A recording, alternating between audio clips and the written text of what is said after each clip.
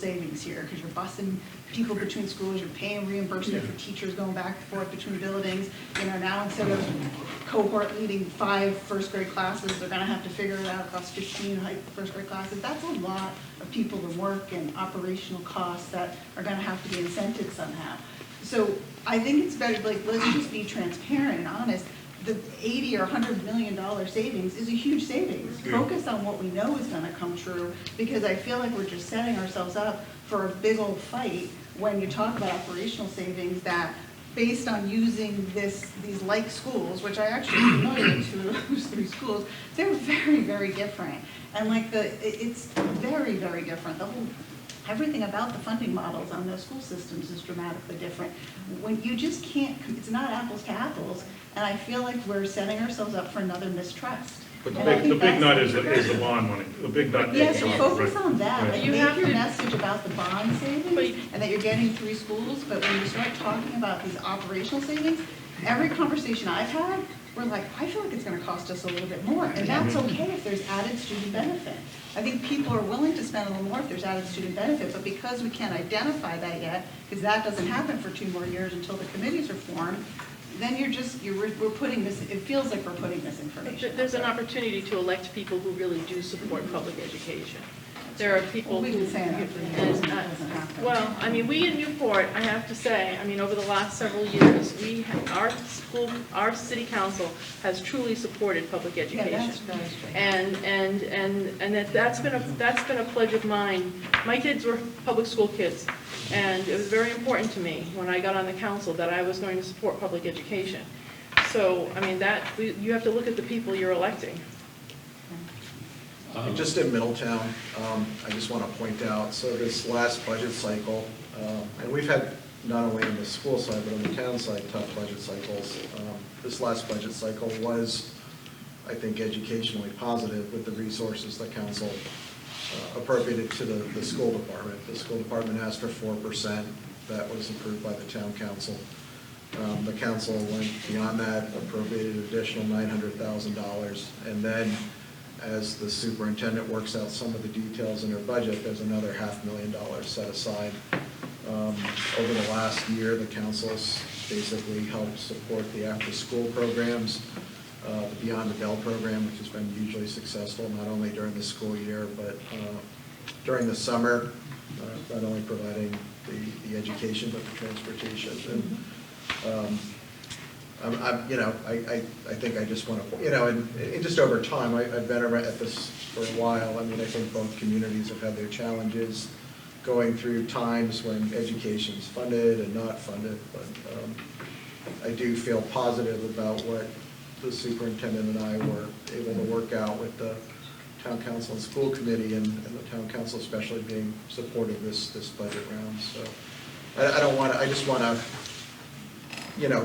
yes, the prior years have been challenging, but I think there was some reflection that was done, and some positive things came It would about. be good to clarify who has decision-making and ownership when you get to that next phase. Yeah.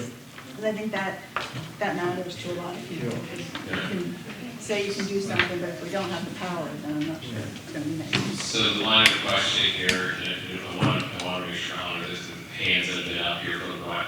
Here, and there, and that might bring us to close, I suspect. While we're addressing these questions, we perpetuously, if you would like to, I know we've been addressing the government's questions right here at comments. If you want to codify them here in writing, this is all going to be part of the recording. Feel free to do so. But go ahead. Okay, my question is for the Middletown Building Committee. Okay.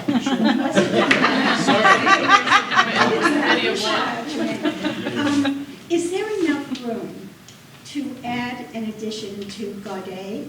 So if we ever need to expand, say the Keith's Junior High has to find, have another building, could we expand it at the Gaudet School?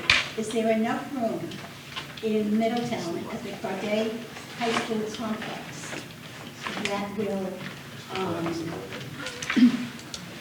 that could have the junior high? What do you mean the junior high? build an addition. To build Future another, to put an addition at Gaudet and get the kids junior high. So, but the plan is for a new Gaudet, well, a Gaudet and a high school. Yeah, it's going to be one campus but two buildings with That's right. also, it's going to share, well, and again, this is all conceptual. Yes. So this, I can't really answer that because I'm not the architect. We haven't even selected an architect yet. But do you think there's enough room, enough Yeah, land I there think so. to build, so in case we need to regionalize at the middle school level or the junior high, that there's enough land there to build an addition, so that we do begin to regionalize? Yeah, I mean, I can't really, I think there is, but, you know, the beautiful thing is, as a regionalized school district, you start at 67%. You don't start at 35%. Which, that 35% is not always guaranteed either, so, you know. But that's a way of thinking ahead to make sure there's enough land to say that. It's guaranteed for a new school, not for remodeling. We got denied by RIDE for, no, they told us we're not gonna approve this plan. Came right out and told us. So, Protect the council, that sounds like Just briefly, having put the legislation in the Senate, and I can't say I know every single page of it, but Manager Nicholson and Administrator Brown came up and testified before the Housing Municipal Government Committee. So a couple things about it. There were a couple members there from Foster Gloucester District, somebody else that basically said, I wish we had that language that you have on the governance structure. And I can appreciate not many people are going to read through the legislation. I understand that. I think one thing that could be worthwhile moving forward is a one-pager about the governance structure. Came up before, as Sean indicated, and you brought up the question about funding. So folks on fixed income are going to say, there's yet another group that's going to control the budget. You're right, they can't go more than 4%. So there's other kinds of controls and levers in place. So there are certain things, I was told in my years of education, never use the same word twice in a sentence, so I got to figure out what the other word is. There are certain things that you're not going to see, you're not going to know 100%. I was going to say you're not going to be certain about.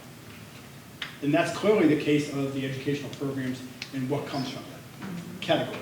That's not in there. That's the process. Some have said, well, the process should be flipped around. Okay, the calendar and time frame, the funding doesn't allow that. So given the situation where you are as an engineer, and that's what brought me to Rhode Island 40 years ago. I'm in my 40th year at Raytheon that I'll start September 1st. It's facts and data.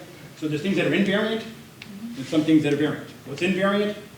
The legislation, the time, the regionals, the bonus, et cetera, of what comes from it. So those are the things, those are the fixed things that we have to work with, and everything else we've got to figure out how to move forward with.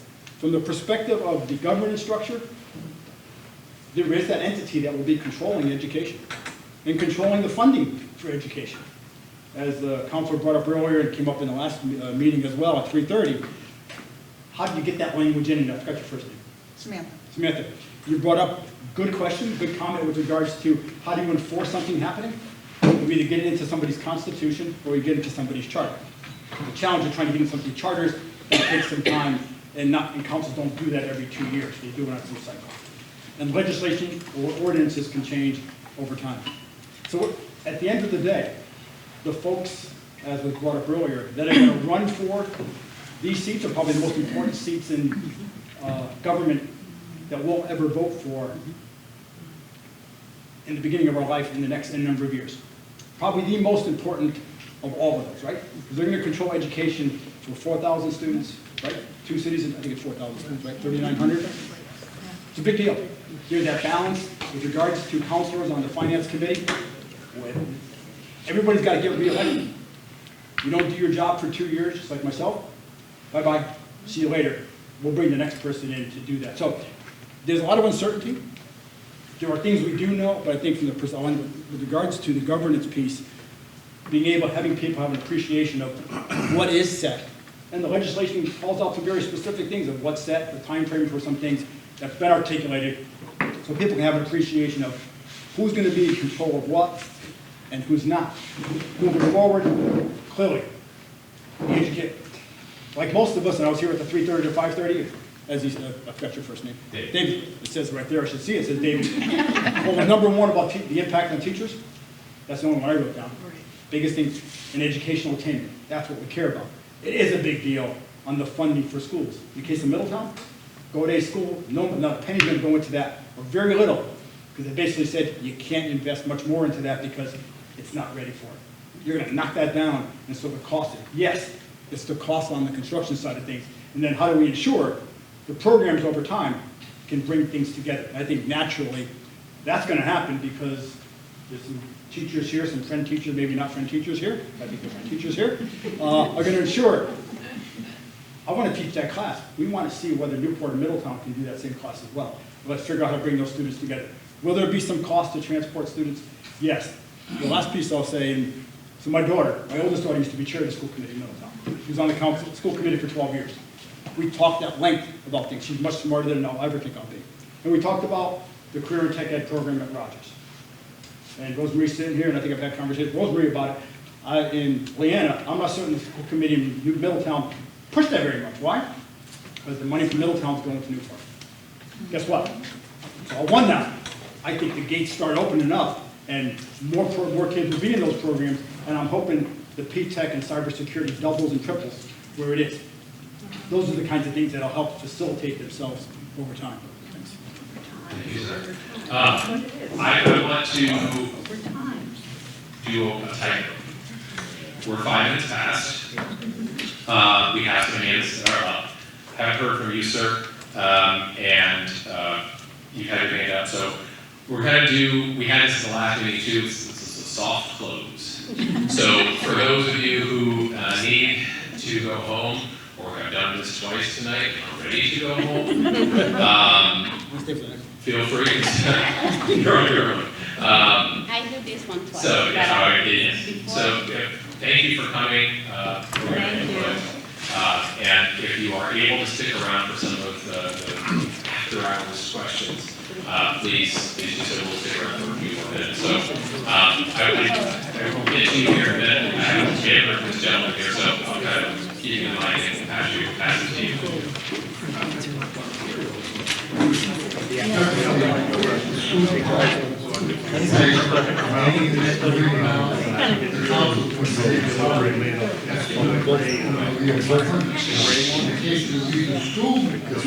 If they can council or even other towns that need $1 million each of them, can the council say you can't afford that? That case, no. So what happens, sir, in this respect, is the regional school committee would have, we decide we need a bond for X number of millions of dollars for national operations.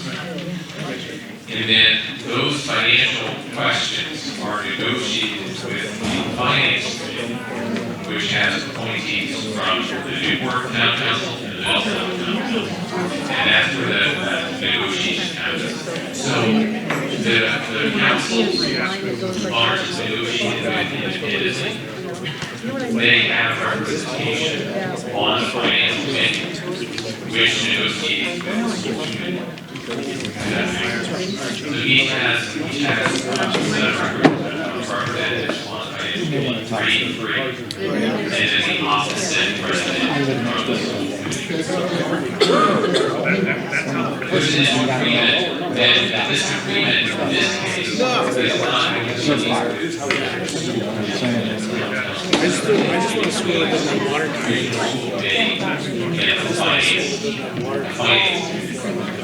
The finance committee is appointed by members of each county council, but they are not going to be going to have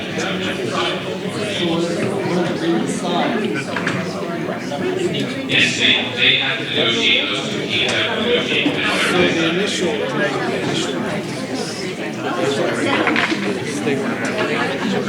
yes.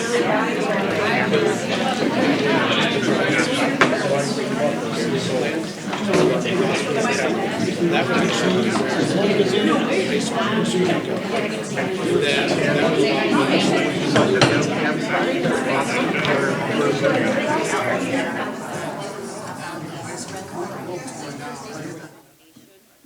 say, like the union between both of schools, they don't know nothing about. I just hear them, just sitting here, and I was hearing is about, they have one topic. I only hear money, financing, election. That's what I'm hearing about tonight. But I don't hear how this union is gonna benefit the students, the family, academically, education. I don't hear that. I just hear money, money, money.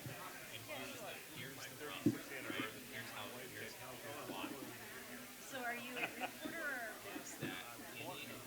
Okay. Can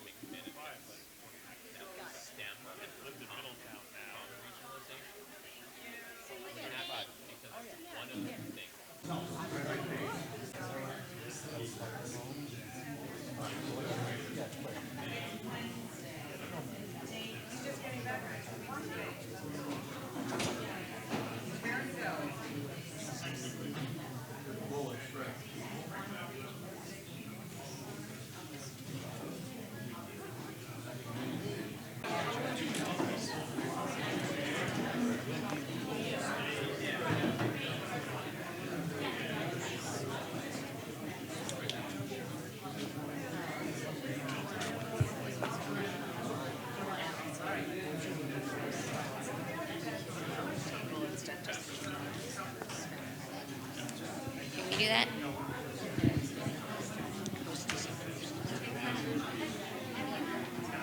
Good afternoon, everyone. It's about 3:30 on the nose, so I think we'll get started. Quick housekeeping, there's water and cookies if you didn't see them on your way in, and restrooms are in the back. We have a pretty small group. I'm not going to pass the mic around, but if you guys want to go around, we can start. Sorry, you're going to get picked first. We'll start here and just say who you are and what town you're from, and if we can just work around the room pretty quick, well, then we'll get started with the presentation. Jeff Monas, Middletown. Dennis Toronto, Middletown. Jesse Roberts, Middletown. I'm Mike from Middletown. Maggie Mark, Newport. Anna Anton, Middletown. Don Warren, Middletown. Becky Bolden, Newport. Joan Whitting, Middletown. Jean Carter, Middletown. Michael Litzwicki, Newport. Jennifer Haskell, Middletown. Eric Ewell, Middletown. Christopher Allen, Middletown. Bill Seifel, Middletown. Greg Hewitt, Middletown. Sean Brown. Joe Nicholson, Newport. Patrick Sullivan, Middletown. Amy Machado, Newport. Amy Ho, Newport. Jamie Bova, Newport. Allie Oakley, Newport. Lynn Chungus, Newport. Middletown graduate. Two of them. Bill Casalino, Newport. Martin Evers, Newport. Bob Power, Newport. Liz Segler, Newport. Jean Napolitano, Newport. Colleen Jermaine, Newport. Sandra Flowers, Newport. Lee Fenton, Middletown. Terry Corcoran, Portsmouth.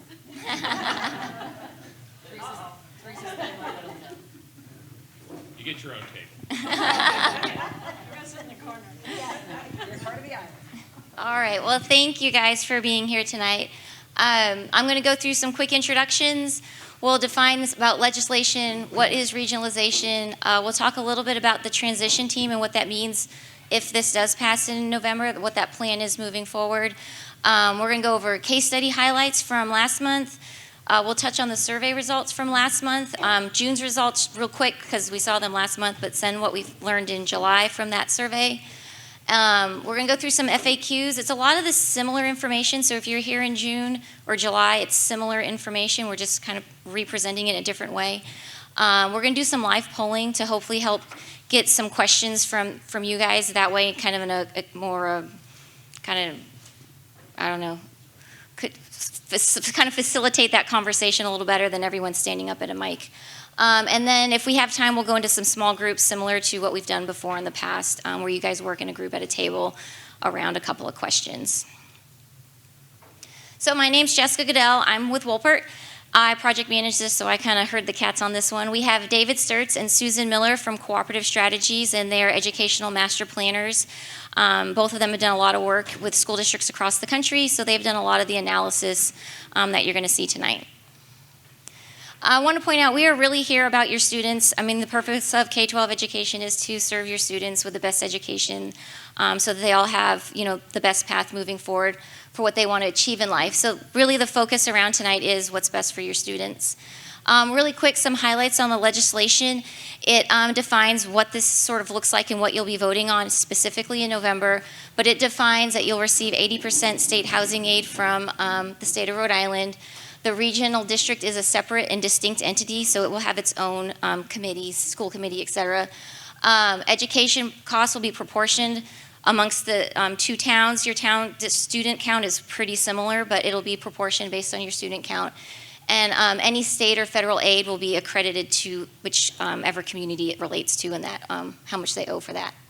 If you want to read the whole thing, it is on the internet, so it's about 27 or 30 pages long.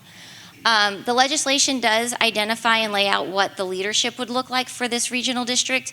It'll have a school committee that's voted for on at large, and it's set up so that you have equal representation from Middletown and from Newport. So you'll vote at Newport and Middletown for your regional school committee. There'll be 3 folks from Newport, 3 from Middletown, and the 7th one will be the next highest number of counts, whether it'll be Middletown or Newport. And then Middletown and Newport city and town managers will assign 3 folks apiece, and whoever has the only 3 of the school committee gets that 7th on the finance committee. So you end up with 3 on one and 4 on the other, depending on how the votes work out. And so there's 30 pages of legislation if you want to read it. It's really great reading. I know everyone likes to read that stuff, but really what does it mean? It's a lot of words. It means you're voting on what are the known and potential benefits, and are those better than what you're doing today? We know there's benefits financially from the state. We know that's there. There's a transportation reimbursement also from the state if you regionalize. So those are the known benefits. There's also potential benefits that we can't, particularly define, but they are potential. You can potentially save some funding operationally, and with those operational savings and more student population, you can also possibly offer additional programs to your students. So we're in this process of regionalization. Where are we? I think we all know we're here to talk about combining your 2 school districts into one.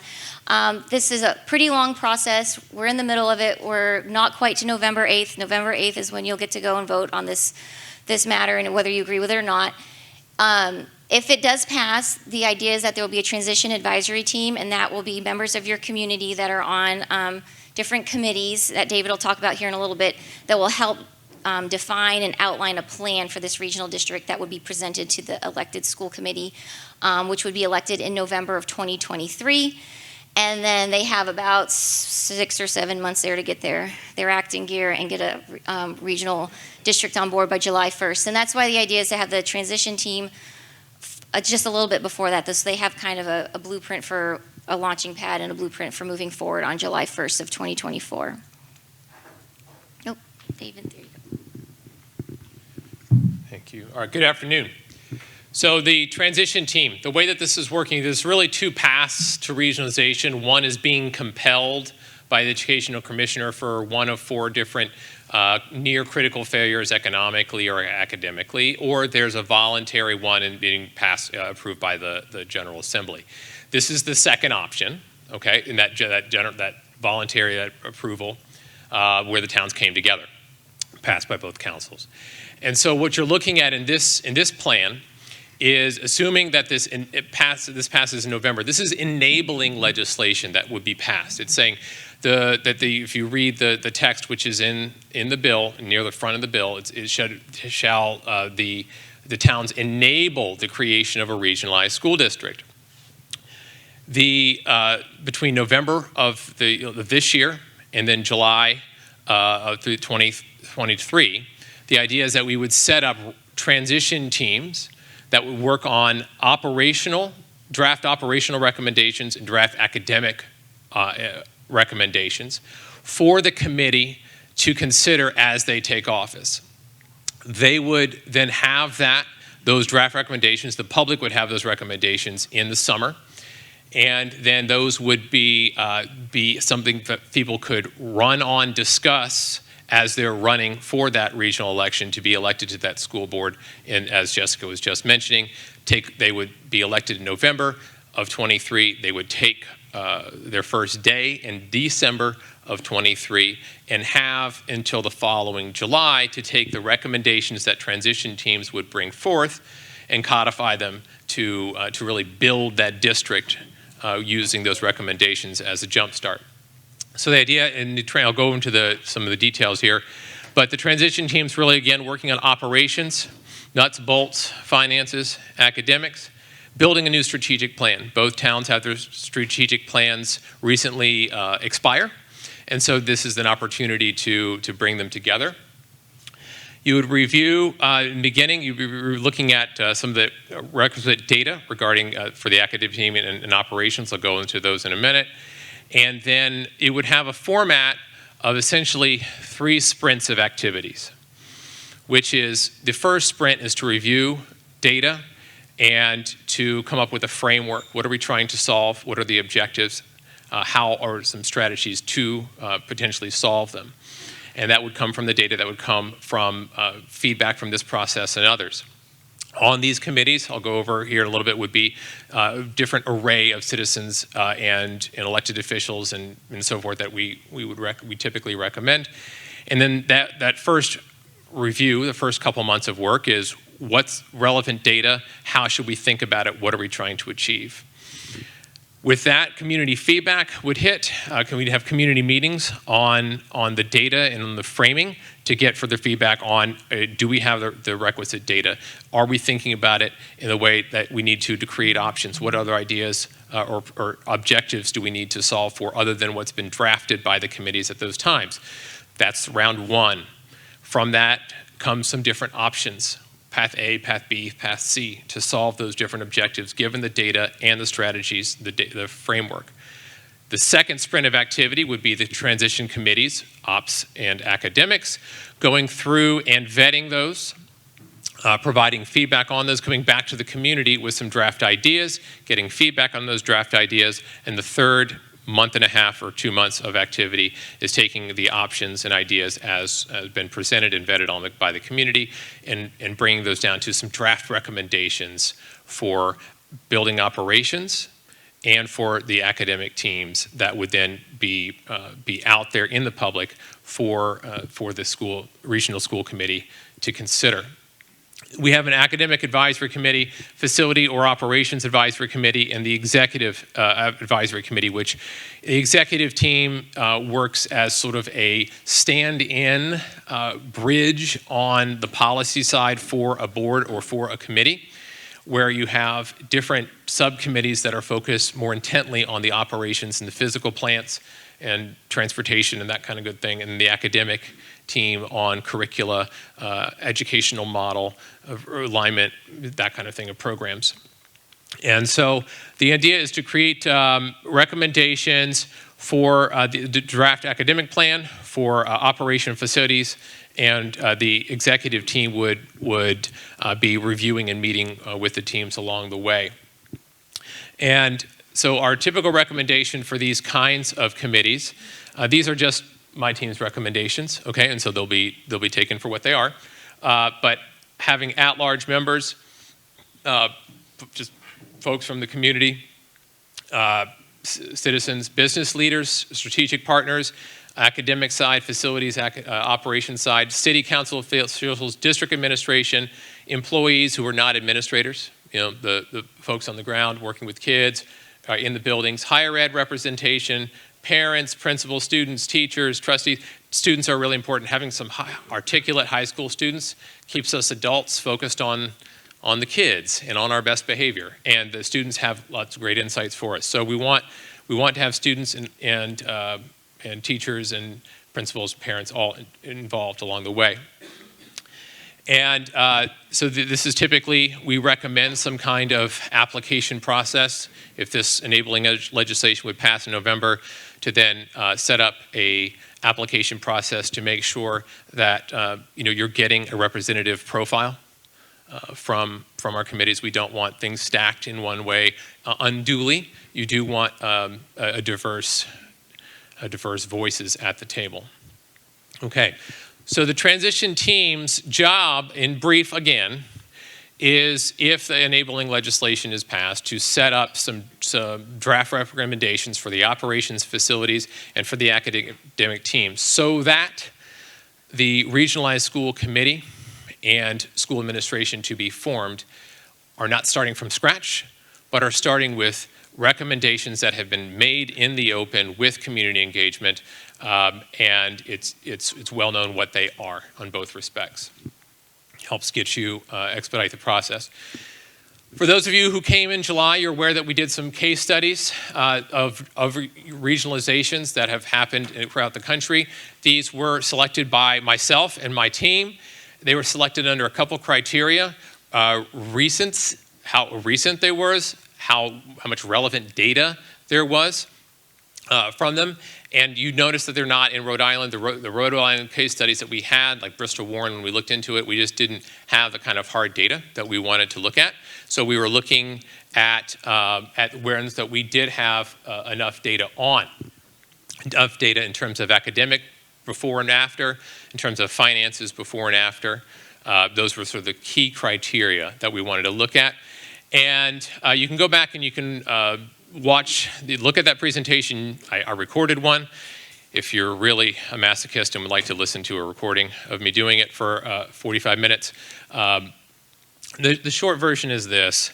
In each of these models, you could see pre-post that there were opportunities that the districts were able to leverage for gains academically, behaviorally, financially. And they happen to different degrees in different circumstances, which should be expected. Towns and kids and situations differ. But what was common throughout was that when benefits were made financially and academically, behaviorally, they were made intentionally. The adults at the helm intentionally sought to improve the position of their kids and of their district. And they looked at the regionalization and took advantage of the opportunities that presented themselves to those benefits, to benefit the kids. Nothing happened laissez-faire. And if you attended the meetings before, you probably heard me say that there are cases, of course, where schools individually consolidate or districts regionalize, and the adults fight about adult problems. That can happen. That's not new data. What we wanted to look at was to see when there were positive outcomes, why, how much. Okay, that's information we can work with. We all know that we can take an opportunity and not seize it. We wanted to look at where it was seized and how. So key takeaway. All positive effects stem from leadership, focus on positive student outcomes, given their context. What I'm going to go into in a little bit, after Susan's going to go into some of the survey results and what we've seen quantitatively and qualitatively from some of the narratives, and then we're going to go into looking at a little bit deeper on some of the financial and operational pre-post looks here, get into our FAQs and large group discussion. So, Susan. Oh, thank you.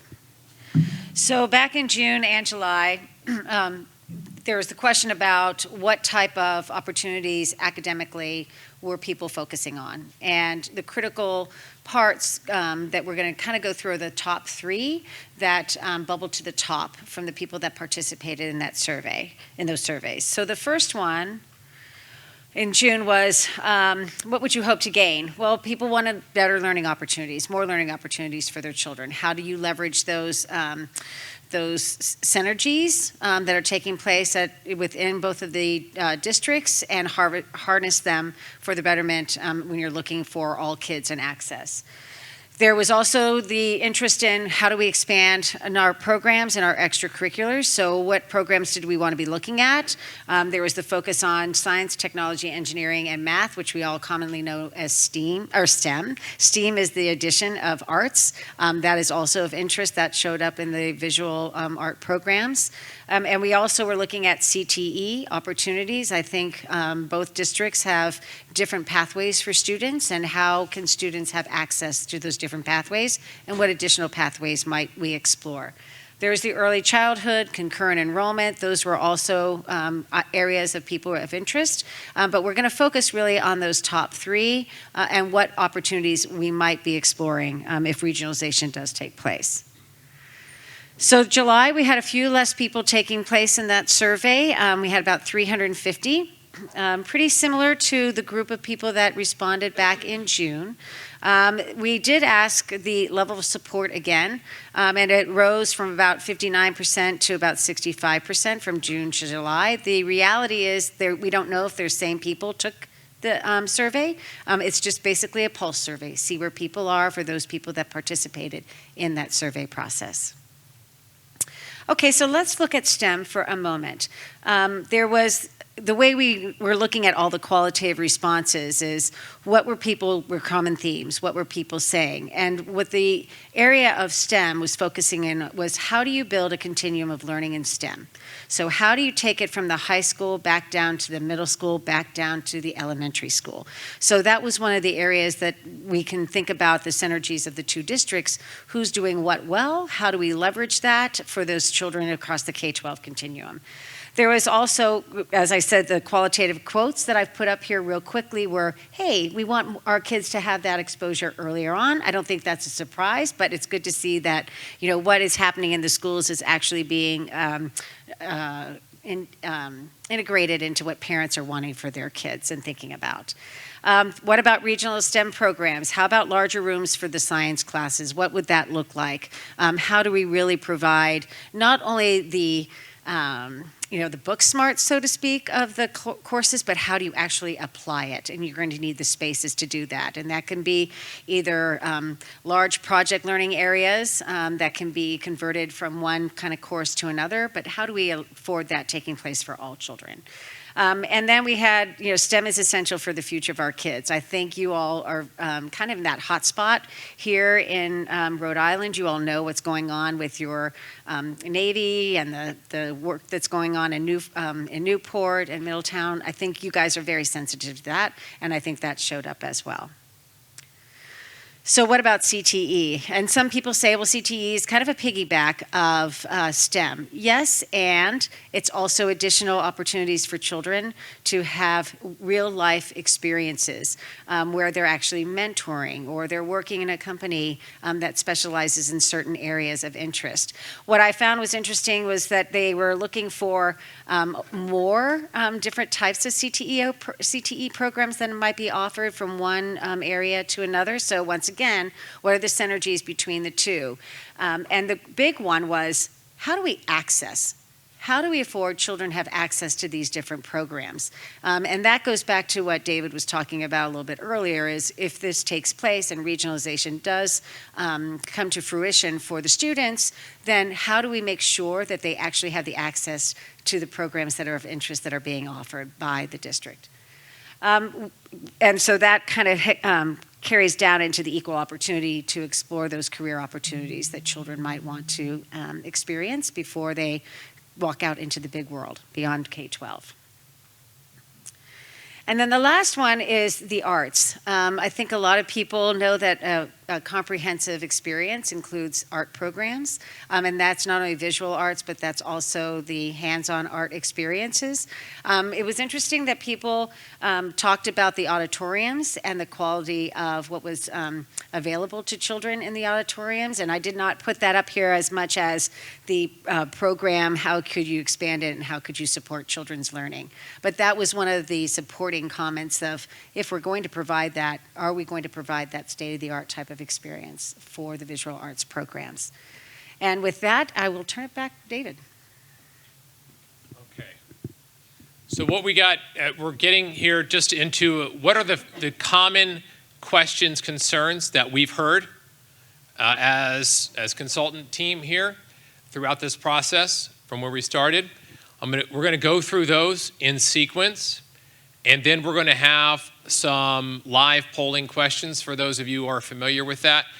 There's QR codes on the table, and when we get to that point, I'm going to turn it on. You snap that QR code, we're going to go through and do some live polling, talk through the responses, and that'll take, we've budgeted a good 45 minutes for that. If you take 30, that's more time for your small group discussion. If you take an hour, that's less time for your small group discussion. We're Switzerland. Whatever you need. More time, in other words, we don't care. If you take longer on this large group discussion or small group, it's really what works best for the group. So what would be the impact to teachers? What's the rush? What does the district leadership look like, the district leadership to be? What are the academic impacts, financial impacts, and how much would the state invest? So those, in sum, that's our language to sort of put a frame around the majority of the kinds of questions that we keep hearing again and again. So we're going to do our level best to address those, and then you're going to have a chance to ask to respond to them here in a few minutes. Impact to teachers. Well, the legislation, and again, if you haven't read it, and I just was quipping about it a little bit, it's actually fairly accessible language for legalese. It's pretty good, so A for the day for that group. Go to our website. It's Middletown-Newport.us. That's the project website for here. You can see a link to the legislation, read it, and you can find these data points in it. But this is a synopsis. Well, the teacher contracts, as they were agreed to, remain, number one.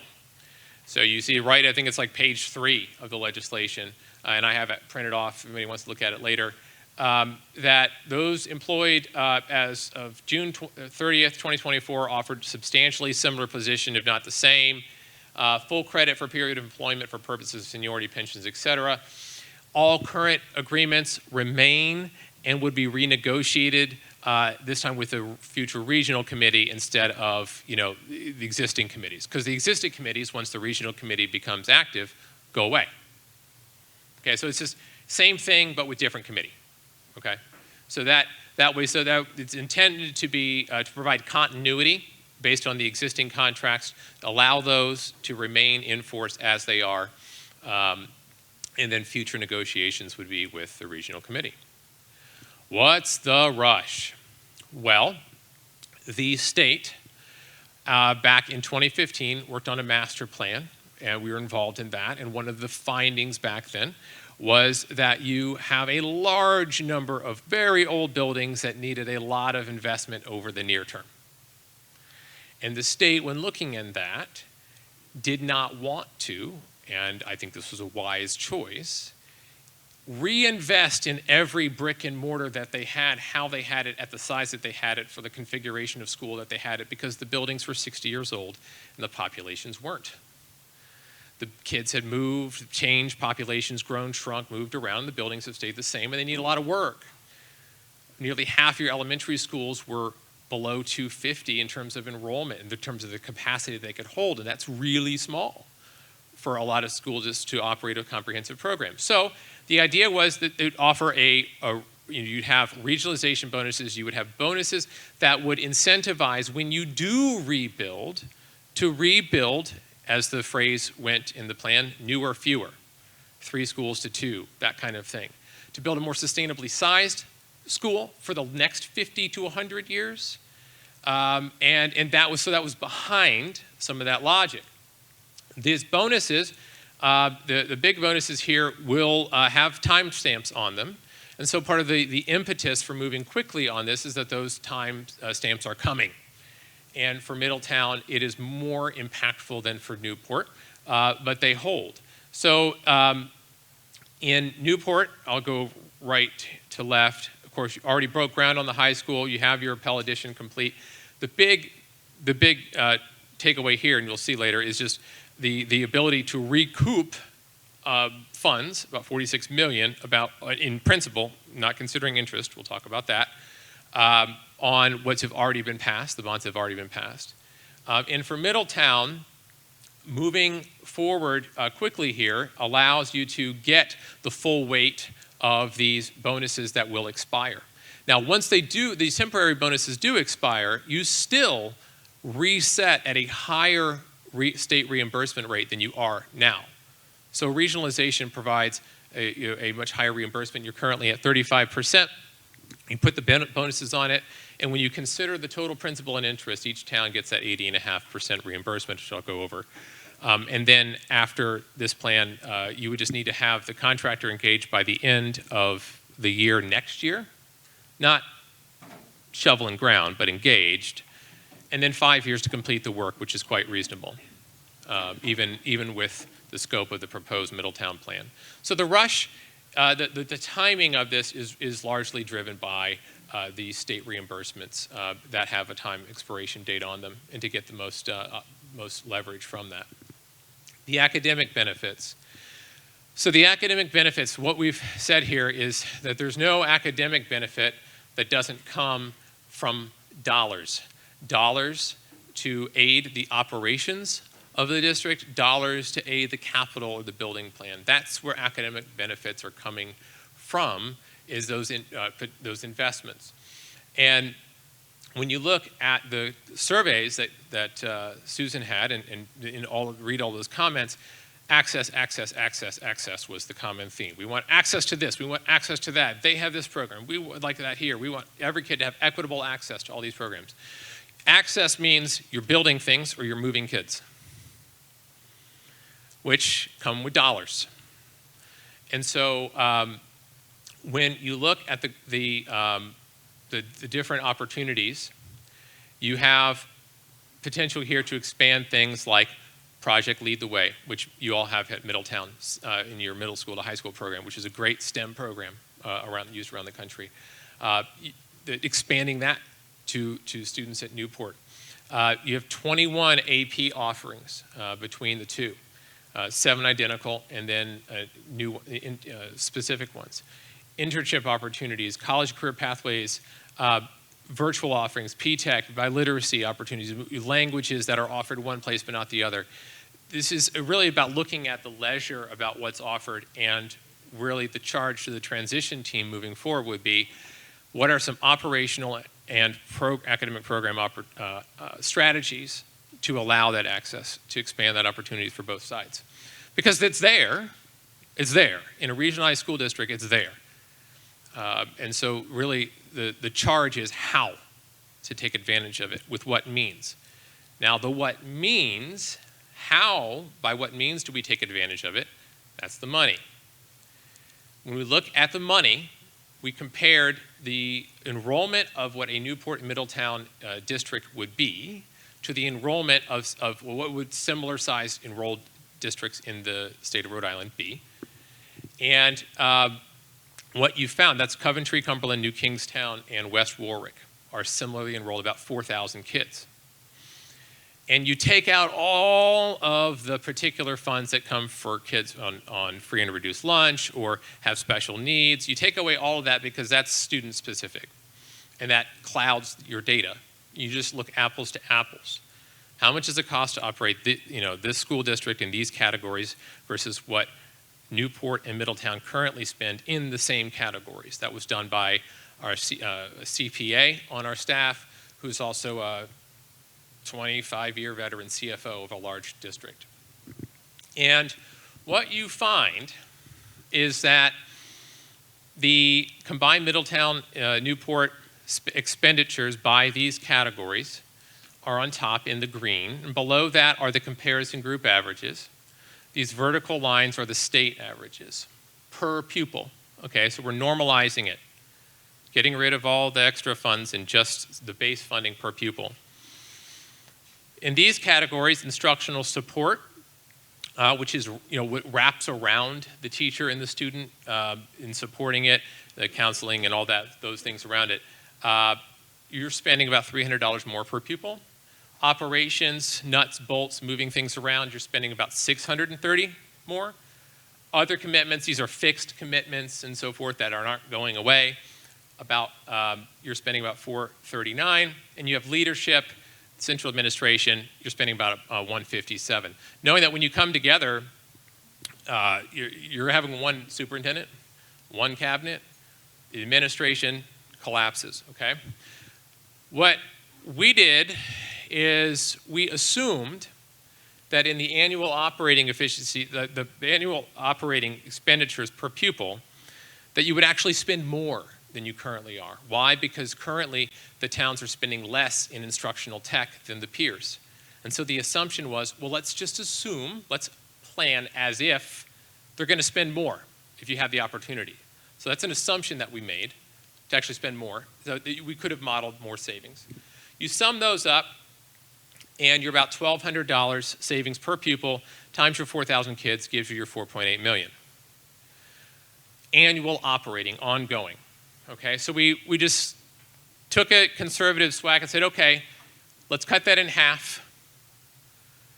You know, anywhere from about 2.4 to 4.8 is the potential range given how other like-sized districts in your state operate relative to how you all would, just population-wise. Okay, that could be reinvested at the discretion of the finance and school committees.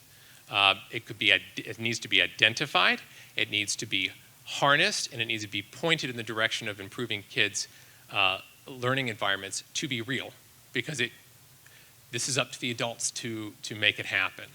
Okay, but based on these items, these expenditure categories, it's possible. Now, the districts are organized differently.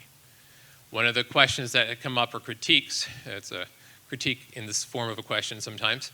Has come up, well, these other towns have one high school. We would have two. Okay, true.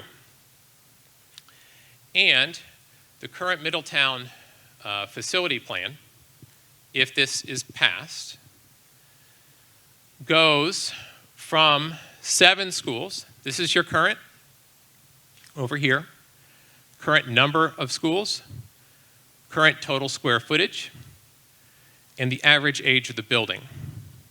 Blue is current, green is post. Over here on this map, it shows the current facilities. Newport in red here, and these are arbitrary colors, and then Middletown in blue here.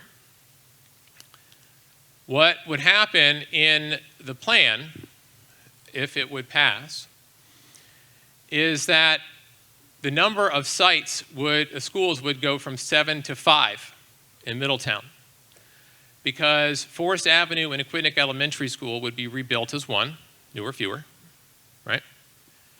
And the middle and high school would be rebuilt, 2 schools, 1 campus at Gaudet.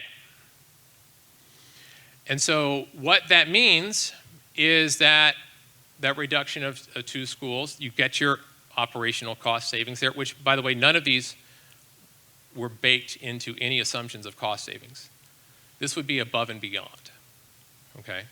The cost model that you just looked at was purely based upon the last total fiscal year's expenditures in each of those categories. You would reduce 131,000 square feet. It's 20% less than the total.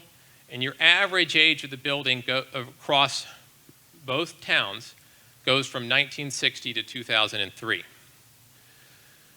So you reduce your square footage 20%. You're losing you consolidate 2 school campuses.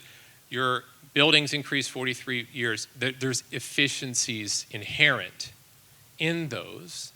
The question is not, are they there? The question is, how will they be harnessed? How will they be leveraged? Okay.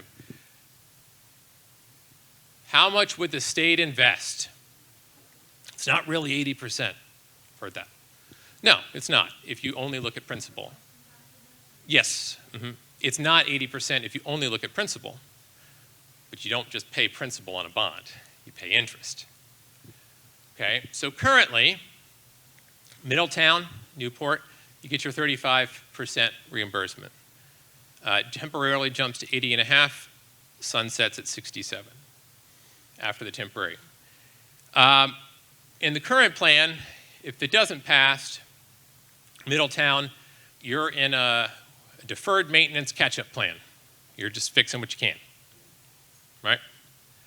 And somebody's gonna have to pay for that. In Newport, with the bond already passed, You've got your principal of 98.5 million. Your interest, the total with plus interest gives you 164 million. Okay. The state reimbursement there at 52.5. You're currently paying 78 million. Okay, that's the delta. Principal, interest, and from what the state's reimbursement is. And you have your new high school and expanded ES. All right, you've got that.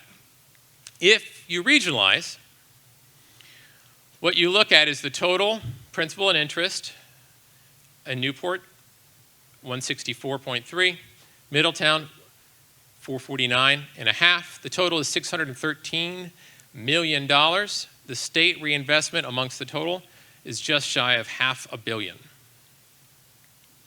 That's your 80%. That's where it comes in, calculating all of those together over the life of the bond. So what would the state invest? The short answer is the state would invest $500 million over the life of these bonds in the towns. Newport would pay $32 million. Middletown would pay $87.6. That's what you would get. That's what the state would get. Newport saves $46 million. Middletown, by rough math, gets 3 schools for the price of 1.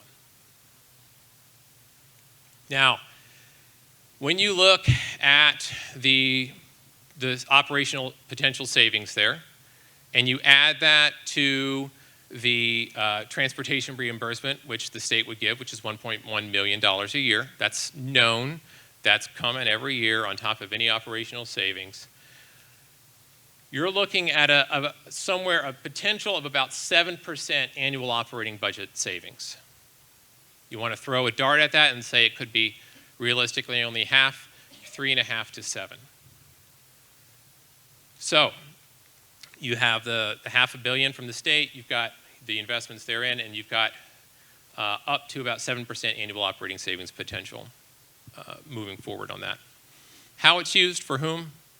Transition team sets some draft recommendations, and it's for the regionalized schools district to leverage. Okay, so how we're going to do questions discussion at this point is I have set up a live poll here. So in just a second, I'm going to turn that on. Invite you to pull out our little handy smartphones, snap that QR code. We have our standard questions, and then I always have a question of other. So if we don't address one of the questions that you came with, we'll put it into that category, we'll address it at that time. We'll take as much time as we need on this, and then we have a couple small group discussions if time permits. So just bear with me. Again, pardon me if you need a reminder, your sugar and water is over there, and the bathrooms are back down there on either side. So let me set up the live polling here.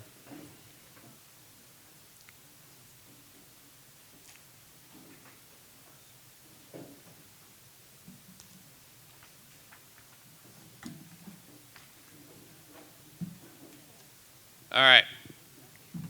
Unfortunately, this software makes me put my name on it, so my name's on the back of this survey, but that's completely arbitrary. Okay, so take a minute, and if you have trouble with that, raise a hand, and somebody can come around and help you get to this site. The first series of questions are what categories of question do you have regarding regionalization? So you can select all, you can select 1, 2, whatever is realistic for you. And then secondly, the second follow-up question we'll get into the specifics.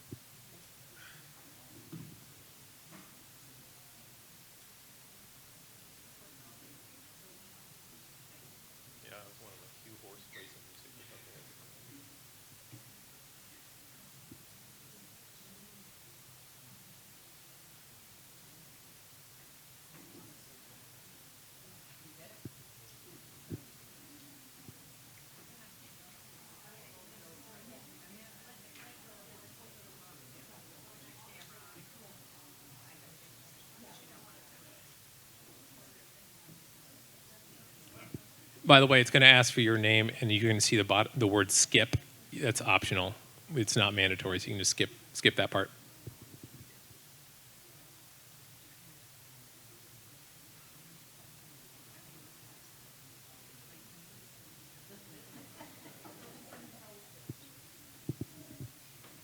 And we'll give the most time with this one because we're just getting set up in the poll, and then the other ones will go perhaps a little quicker.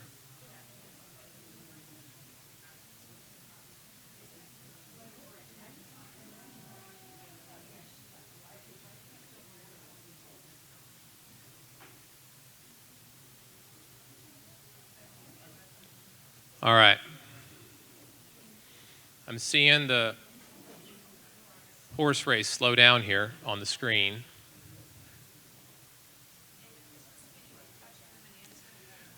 No, it's just, for this one, all you're doing is selecting the categories. What I wanted to get was a snapshot of where do most of the questions lie, and then each of the next questions, I invite you to actually type in a specific question regarding, in this respect. Yes.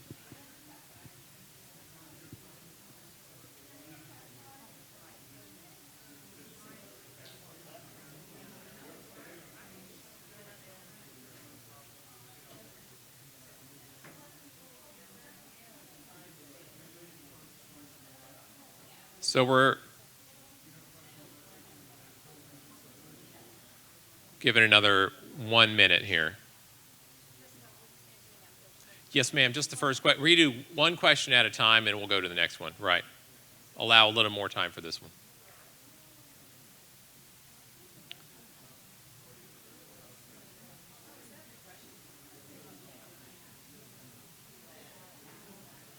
All right.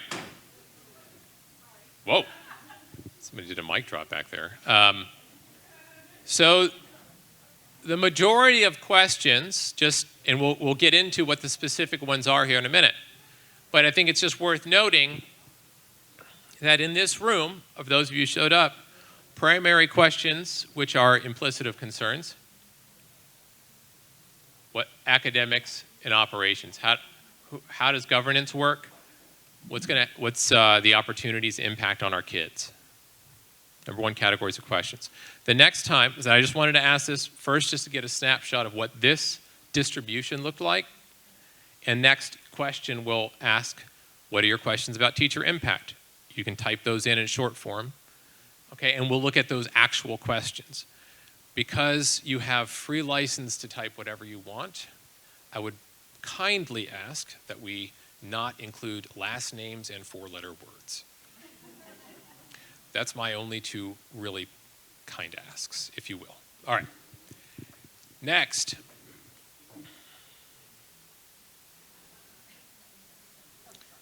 I ask because I've had to.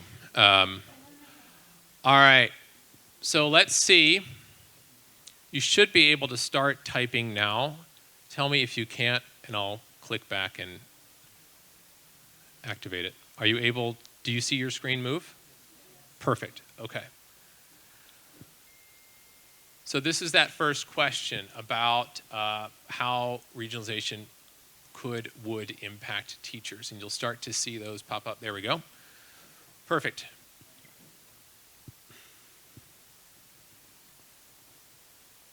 You're pros now.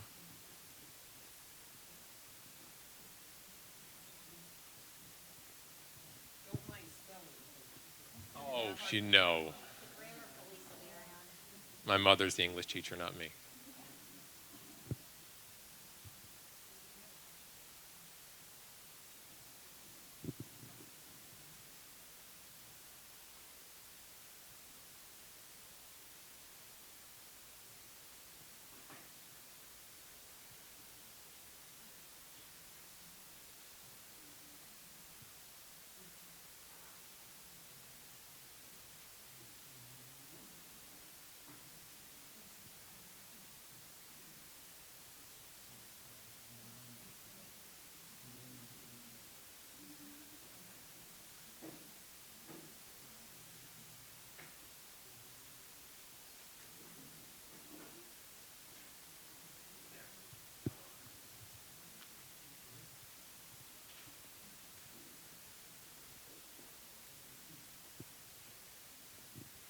Okay, so what I'm going to do for these then is as the questions start popping up, and I'm seeing trends, I'm going to address what I can from what I know, and I may phone a friend on a couple questions.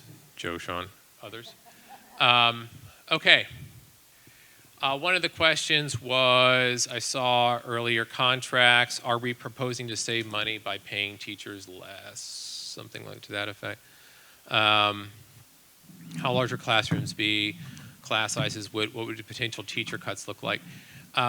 Would teachers have to move between buildings? There's no savings that we modeled at the teacher level, 0. You have the same number of students. The only savings that we modeled and considered were at the above the classroom level. Okay, that's where you have redundancy. You don't have redundancy at the kid level. You have redundancy outside the kid level. So there was no savings modeled on teacher layoffs or anything of that nature. You know, seniority, layoffs, do contracts get combined? So again, the current contracts stay as they are and would be renegotiated with the regional school district. And so at the time of renegotiation, yes, the towns, teachers, unions would renegotiate with the regional school district. And so in that sense, it would be combined in that they would be negotiated with one entity instead of separately with 2.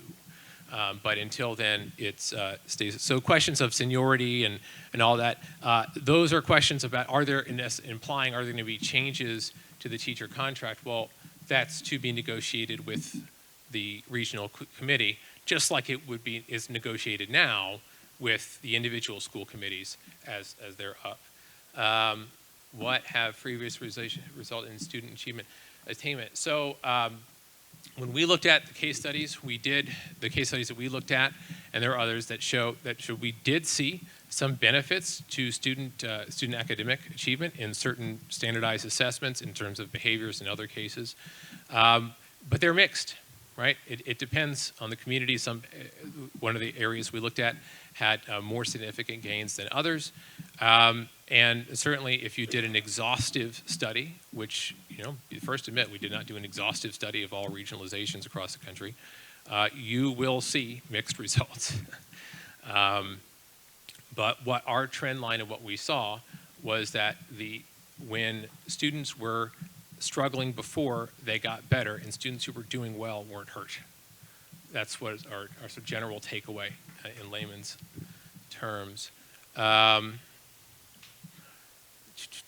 Professional development be improved, more or less teachers, small classrooms. So again, like classroom size, that kind of thing, that all would be unchanged now and would be renegotiated with the regionalized district. No plans to pay teachers less or have less benefits. That's nothing that we had in mind. What if students want to attend one building versus others? Would increase in enrollment? So this is part of the operational recommendations to look at, is how to operate in terms of choice versus boundaried schools. Not much different than you look at now currently within each community. You would just look at a wider geography and how to do that. Always when you have these districting discussions, where do kids go to school and how do they get there? How do they choice in or based on where they live? There's always a tension between access and limiting enrollment by boundary or lottery or whatever it may be, right? And so that's one of those tensions to work through, but it's no different than you do now, just with both towns.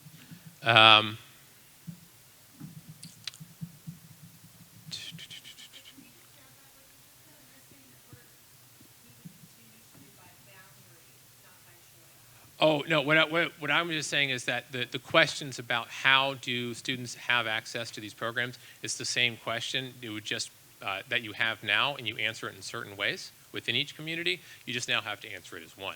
But there's no roadmap right now because that committee isn't formed. And so.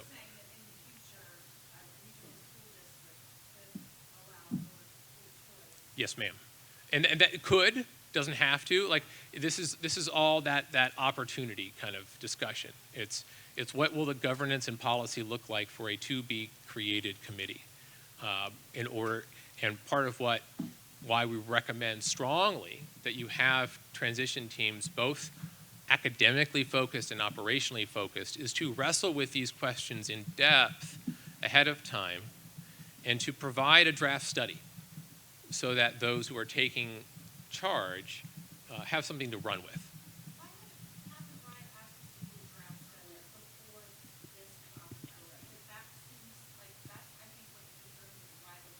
Mm-hmm. A few years ago, Newport agreed to a study on regionalization. And we just haven't, this is what feels like the rush, especially when we have concerns about academic equity and combining communities. Sure, and I've heard that, and I can tell you I've worked with a lot of school districts in my career. I've been doing this 2 different careers in education, 20 years, and in the majority of the communities that I work with, the school districts that I work with, are multi-community school districts, generally, because those are the ones who have more complicated operations and need the planning work.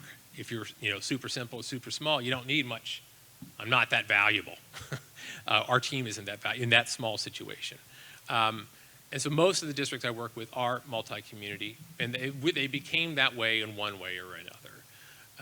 And I'll tell you that it's neither good nor bad. It's how it's used.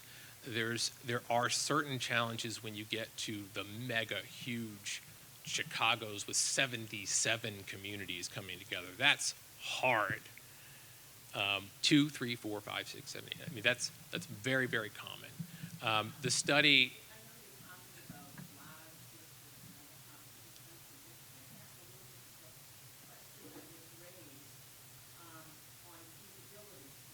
Yeah.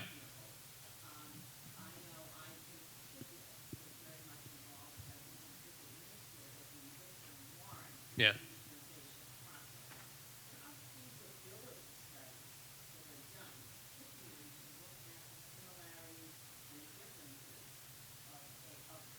Mm-hmm.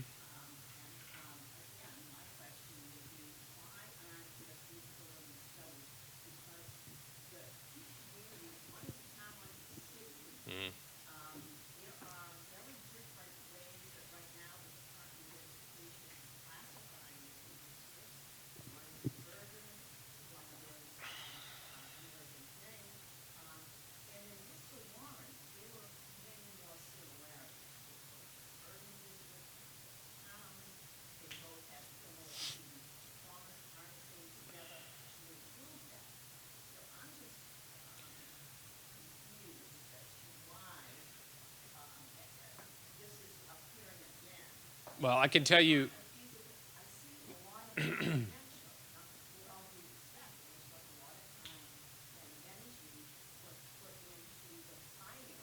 Yes, ma'am.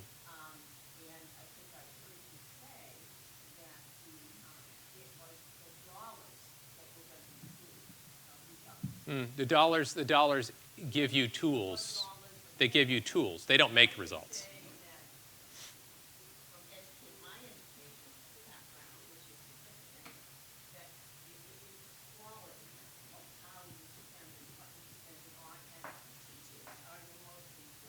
They are. I don't disagree with any of that. And I'll tell you that the feasibility study, can the 2 districts come together and create a well-functioning, highly functioning school district? Yeah, you can. I've seen it. I've seen it in all over the country. Big town, little town, urban, suburban, coming together, rural. Can you make it happen? It happens every day. Happens every day. So to be without any, I'm going to try to say with all respect, and I do mean this sincerely, I don't need a feasibility study to tell me whether or not the towns of your nature could work together on a school district. It happens all the time. Will it? How could it? What are the particulars? The devil's in the details. How you make it happen. The ingredients are there. They're there in many different ways. It is nothing extraordinary to look at a school district of what your combined size would be in the population and region. It's nothing extraordinary.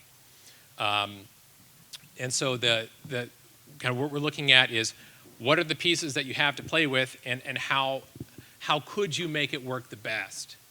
No,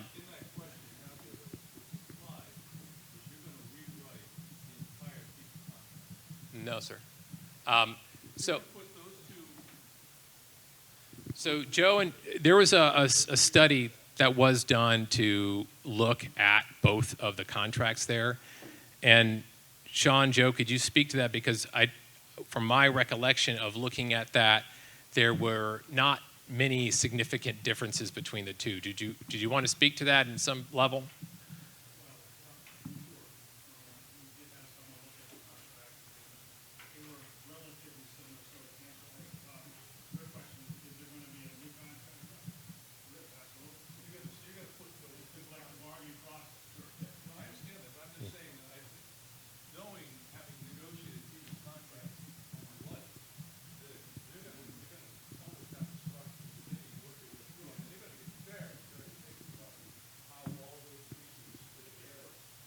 Mm-hmm.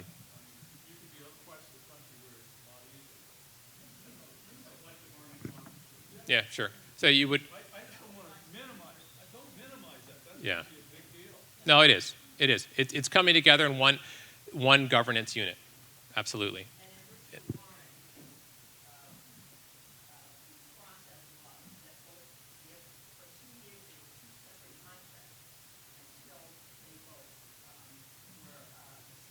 Yeah.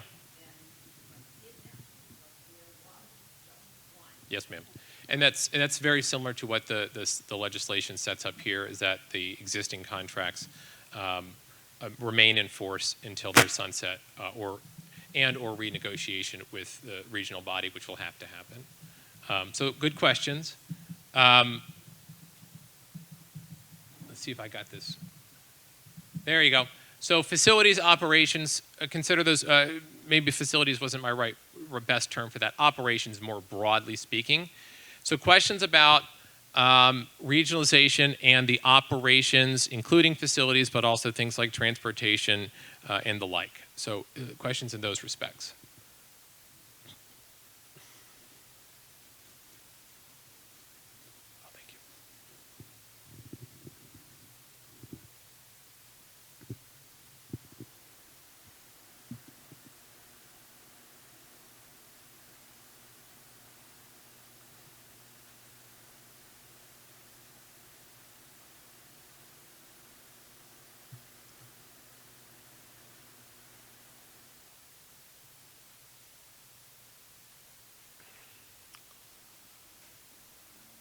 Now, these questions, as you type them up, archive them.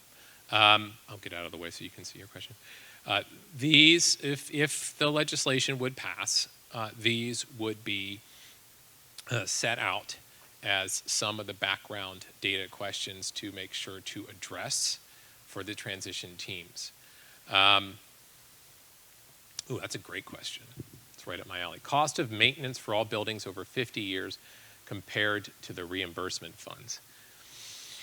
I'll tell you what it should be over 50 years is 2% of the replacement value of the building to keep up with all the capital needs, roof replacements, mechanical, electrical, plumbing. Nobody does it because it's expensive.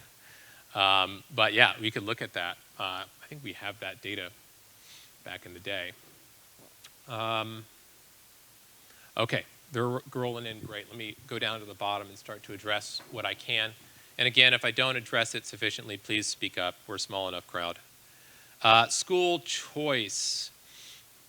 Right, so questions about school choice. That's an operations question that, isn't answered. It would have to be answered by the committee, the regional school committee, how to take advantage of these opportunities. I tell you that school choice can work really well. It can also be a little chaotic. Depends on how it's implemented. I've seen it work implemented well. I've seen it work implemented a little chaotically. How do you set that up? Is it, how do you set up the lottery? Is it a lottery system? Is it an application system? Is there a profile? How are parents communicated about this? What happens when you have consistently more people wanting to get into a certain program than you have seats for? What is your trigger for expanding those seats? There's lots of good questions to ask ahead of time and to have a plan for, so that when you hit these inevitable trigger points where something is getting less or more demand than you have supply for, you have a plan for what to do with that. Highly recommend you come up with those plans ahead of time. No, because they have to do with governance questions. So they would, because you can't make a policy statement that binds the hands of a body, future body, particularly one that doesn't yet exist. But what you can do is you can make recommendations based upon, the input from your stakeholders, and that's sort of that's the best path to do that, because we can't do the alternative. The alternative would be to assume authority that nobody has at the moment.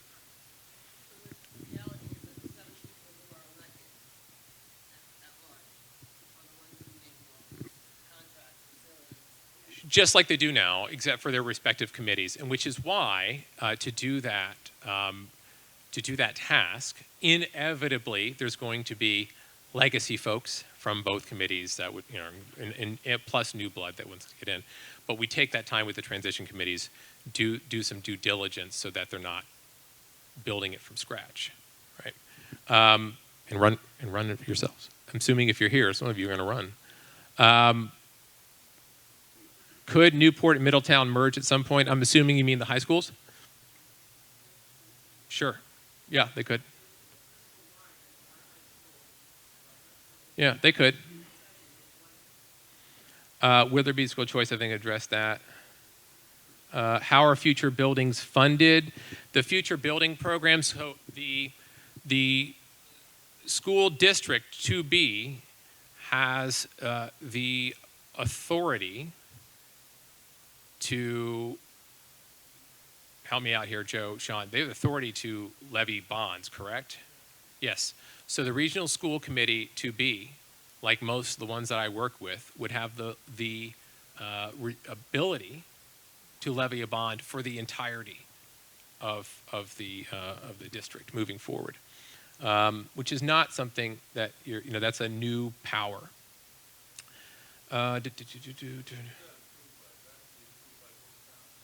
So it would be approved by both the towns, yes. And so that's where the regional finance committee, those 7 folks, would be working with the school committee to come to an operating consensus on a plan that works for both towns and the school district.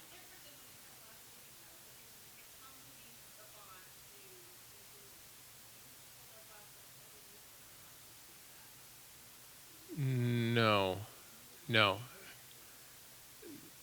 Well, if I said that, then yeah.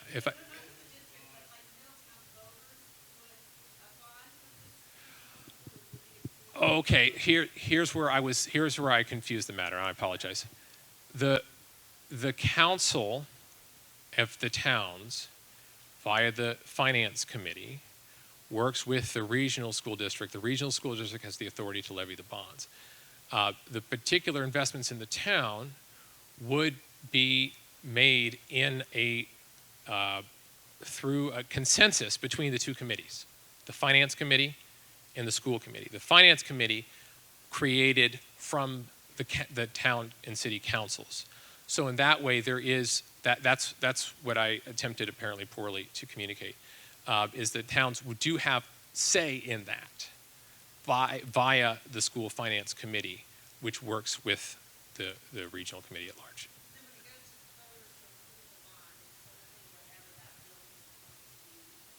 No, it's for the regional, the whole.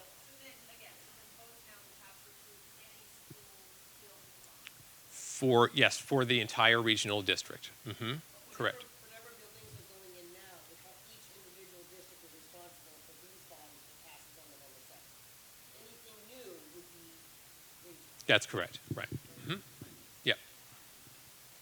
Yes, ma'am. We have sit teams where the principal and his team takes care of the budget and policy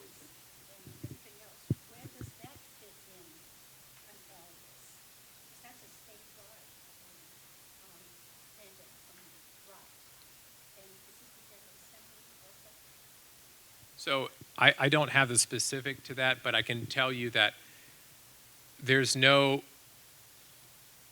nothing that that operational level that would differ between the regional district and the current.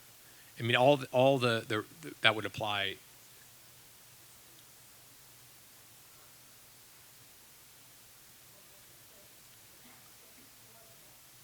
Oh, okay. She's asking about committees for the repairs and maintenance of one building. That would remain. I mean, nothing like that would change.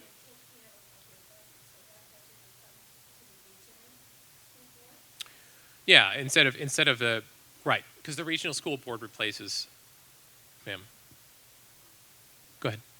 I got a question. So the savings of dollars, and this came up the last meeting, but I wanted to, this is a crowd, so I wanted to mention it again. My question is, the savings of dollars that we put up on the screen earlier, what is, are those dollars going to be able to be guaranteed when they're having these big savings and operational costs to go right back into the academics for our students? Or are they going to go right into the town and we're not going to see them again? I mean, the savings can't be guaranteed. I mean, from the standpoint of what will the governing bodies decide to do with it, that can't be guaranteed. Now, what can be guaranteed is a maintenance of effort from the state, and so, like when talking with the state in this process, the funding that's coming in per pupil isn't going to be reduced because you get more efficient. You know. What I'm saying is, are the two communities going to commit that if there's a significant savings, that those dollars are going to be put aside and be able to save, for example, upgrading technology, upgrading, the curriculum, which is extremely expensive. Sure. Upgrading curriculums and supplies and things of that nature. Or are those dollars going to go back someplace else in the town? Like, the town's going to commit to being able to keep those dollars in the schools.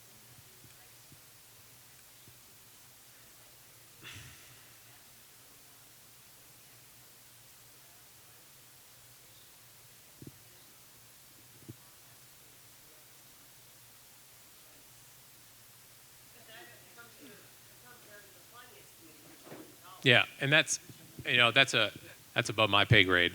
That is for the questions about how to reinvest the dollars.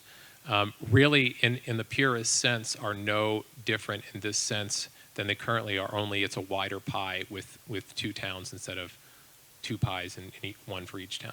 But it's the same questions apply. Sir, Mike. Yeah. Currently, I think it's state law, it says school district funding is anywhere from 0 to 4%. It's what it can increase each year. Is that roughly that? That's down the line 0 to 4, not school district. Never mind. Okay. Never mind. Okay. All right. So I think a lot of these questions, obviously can't be answered because regional schools really haven't done it. Sure. Having said that, we have current education in both towns. Mm-hmm. We have current, whether on a student level or at council. I think it would go a long way to hear some opinion from existing council members and existing school committees to say, we are committed to put these funds back into the school district as a pass. Granted, they may not be in those conditions moving forward. Sure. However, I think it would at least give some message to both, to residents in both towns. And in addition to that, I think it would be great if our existing regionalization steering committee could start with the administrations today and teams today to say, if we had this funding, Mm-hmm. this is what we would do today. Mm-hmm. To give people an idea of what we could get if this money was available. I think it would go a long way. Frankly, none of these people will be there Sure. in the time, but I think it would help answer some questions. Because at least it would tell me today, if, Middletown had another $500,000 or Newport or this is what I would do today. I would invest in people. Or I would invest in, whatever. Sure. It's a really good idea. And then people can take, whatever they get from that, saying, hey,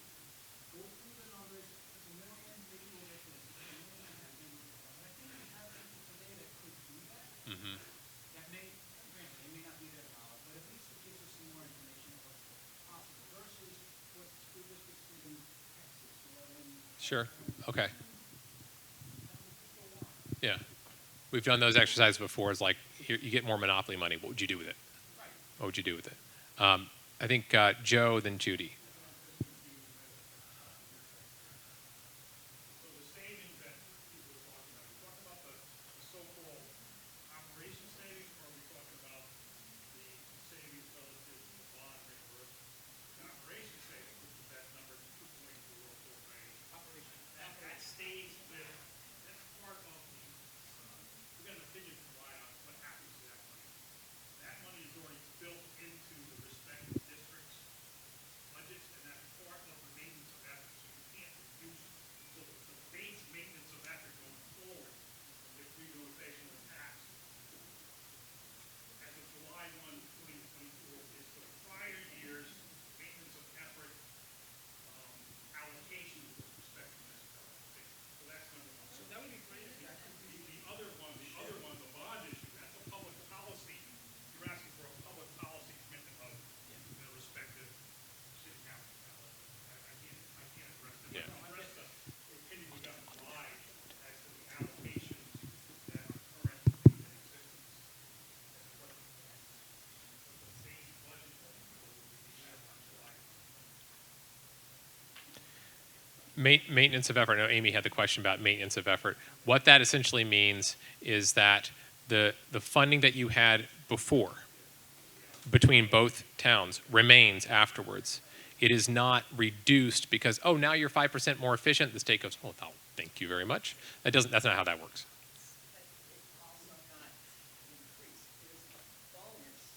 They're temporary regionalization bonuses. Correct. Yeah. Yes, ma'am. So here's what so let me nuance that.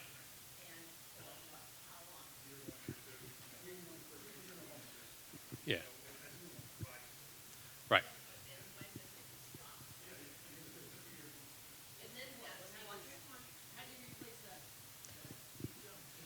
So the operational bonus, in addition, just is given out for the first 2 years. The capital bonus is immediate, and once that capital program expires, you go from your current 35, you go up to 80.5, you reduce to 67 once those capital incentives reduce. And then the ongoing ops, you have the 1.1 million in transportation that's just ongoing, and then you have that doesn't have a sunset. Plus, just that the operational efficiency option that we looked at there, that doesn't have a sunset date on it because that has to do with the two districts.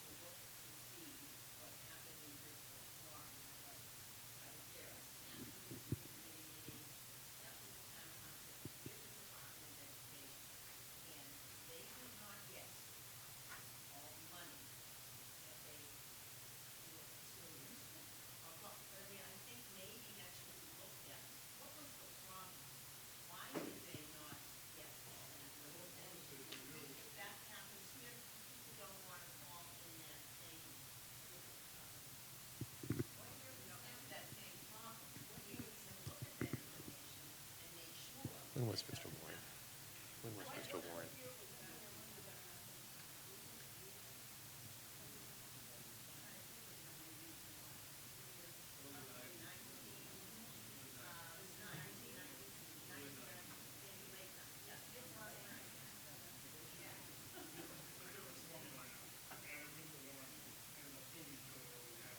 That was like 90s, right? Yeah. That was quite honestly, that was one of the reasons that was the first one that we looked at, and it was so long ago, and as we looked at it, the sort of the groundwork has changed so much, like in the financial landscape. It was apples and potatoes. Yes, it's in Rhode Island. Yes, it's a regionalization. Yes, it made great local media fodder, but it didn't, the data,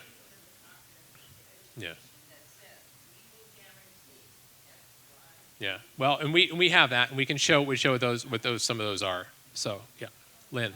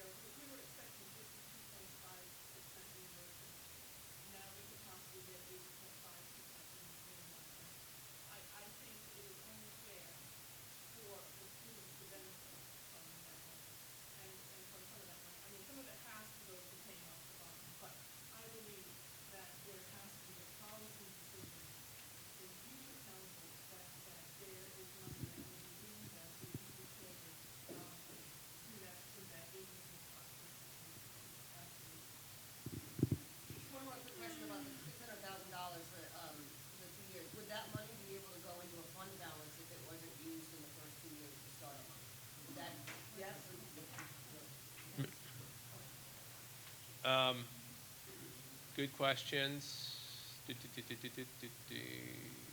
We would need to keep up with the early maintenance. Absolutely.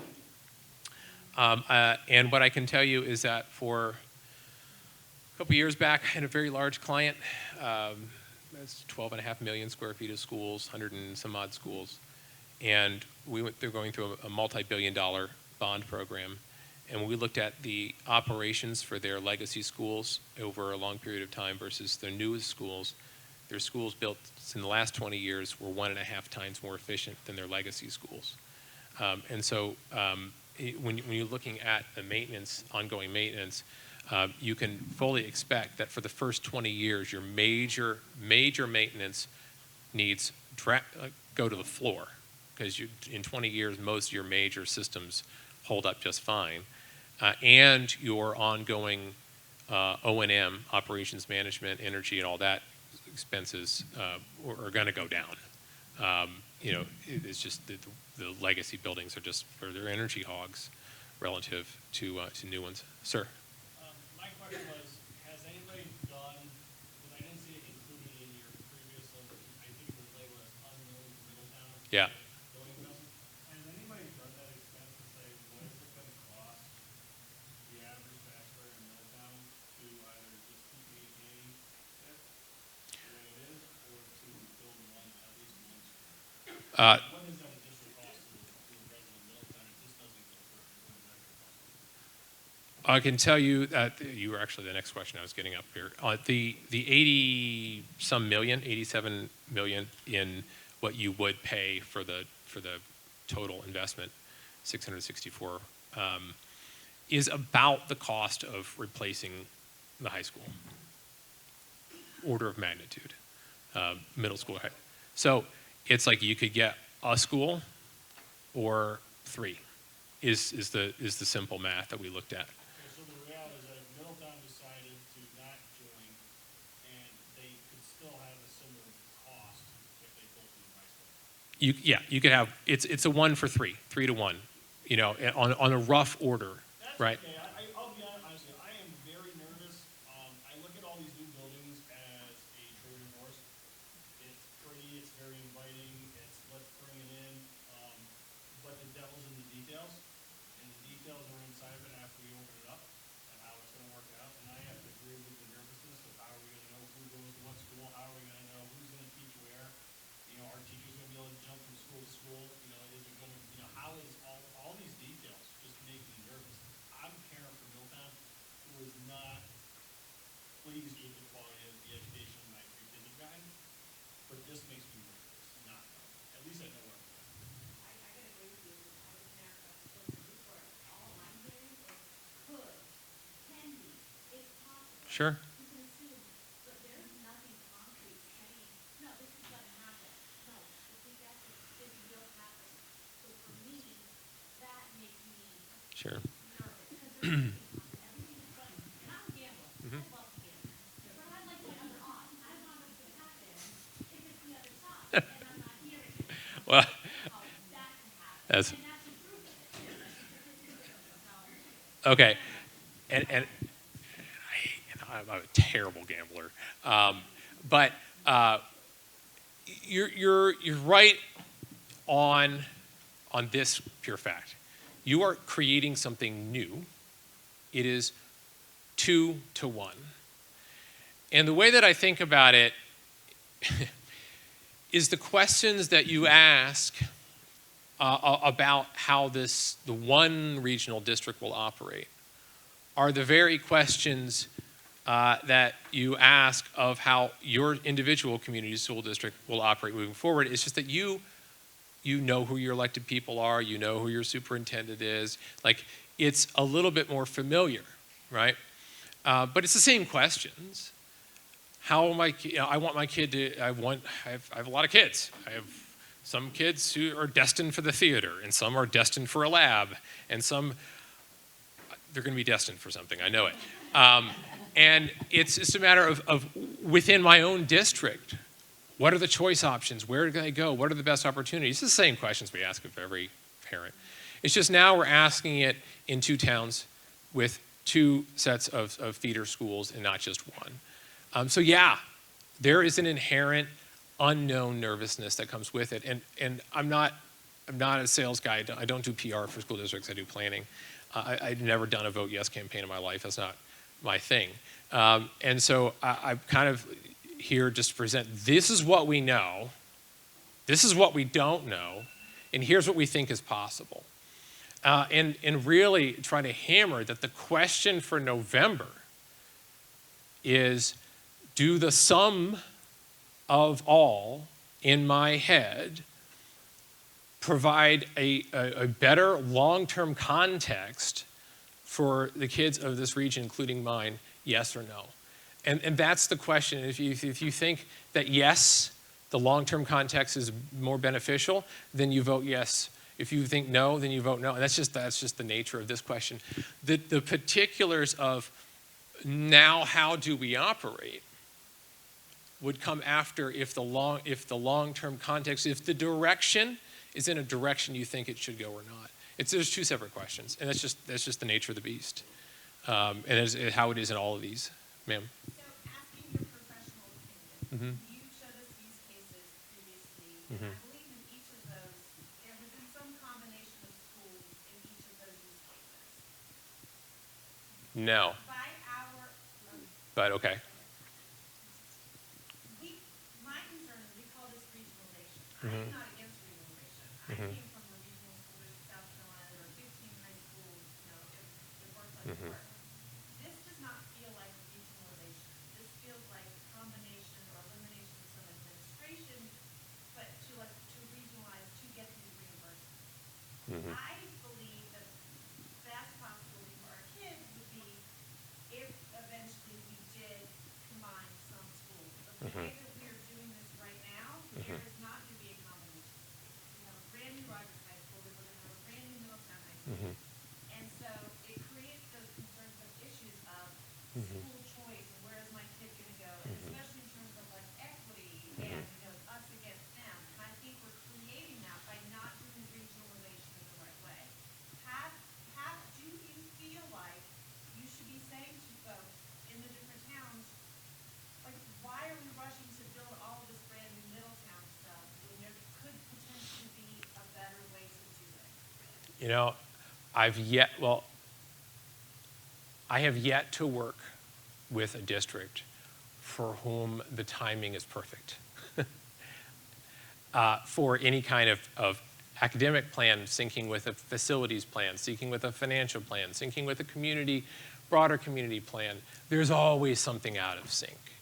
What would you like to do? You seem to really be pushing us and wanting us to do this. We don't hear a lot of cons. Sure. Well, that we should be concerned about. I'll This doesn't feel like a PR run. Sure, I can appreciate that. And I can just tell you, when I look at the numbers, and I know my own personal experience around the country working with schools, there is no question in my mind that this could be good.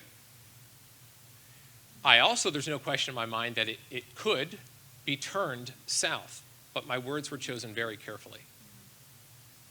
Right? It could be turned south. It also could be good. The ingredients are there. I don't live here, it's not my vote. But what I am intent on, and where you may see some passion in this, is that I'm very often working in communities where I'm presenting data on the facilities and the costs and the long-term opportunities and strategic plans and so forth. And the counters are often having nothing to do with anything that I'm presenting on the data. It has to do with ghosts in the closet.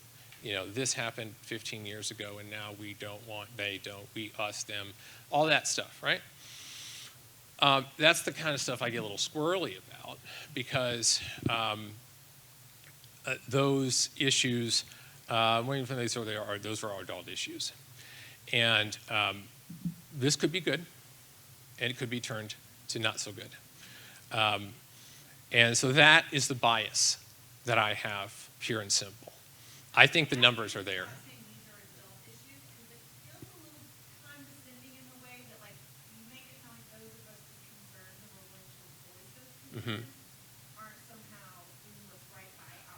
Oh, no, and please accept my apology if that's what you heard.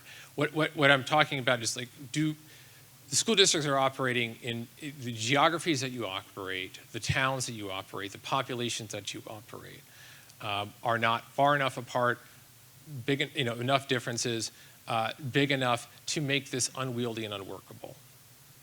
How it's worked. The adult issues are, forgive me, like, they can be real, right? I'm not saying, I would not be dismissive or naive enough at this point to think that they're not there and that they're all just sort of fictions of egos run amok.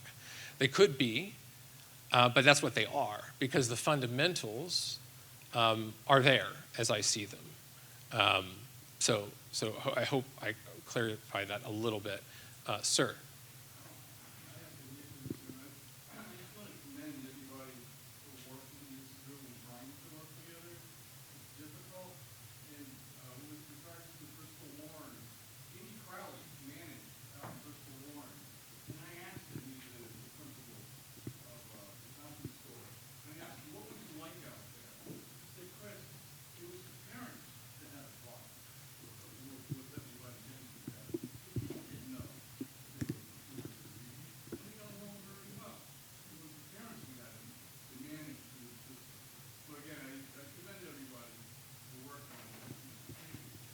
No, there are real things to work through, yeah.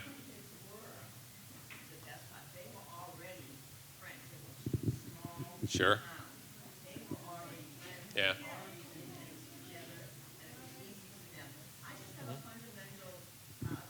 You're next, ma'am.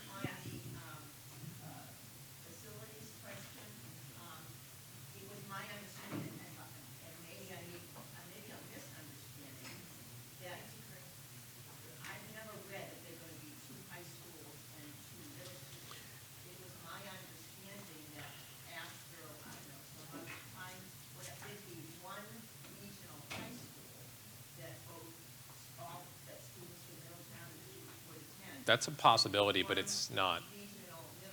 Mm-hmm.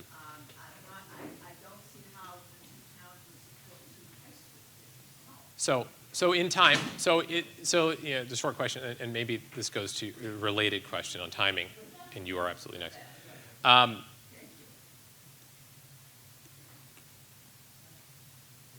What would you do in a vacuum? You would set up your if you had to do this in a vacuum without context, you would create your long-term operational plan, you would create your long-term academic plan, and you would roll those out contiguously, and you would have your facilities matching with the demographics right here, right now, based on how you've vetted it out and so forth.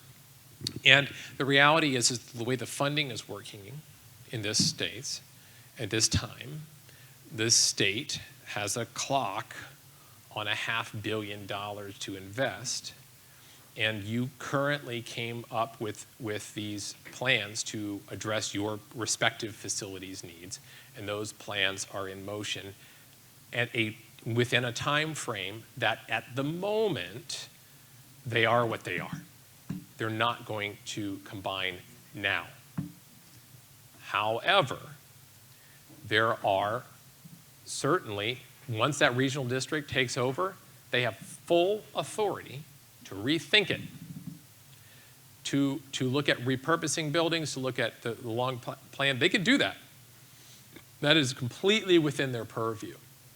And if your population doesn't change in 15, 20 years, should you probably look at one high school? Yeah, right? There's lots of different further opportunities for regionalization, but one thing I do want to note is that there has been, I've heard this critique that it's not true regionalization unless it's one high school. And two, I think it's Amy's comment about coming from a district with 15 different schools and high schools, whatever.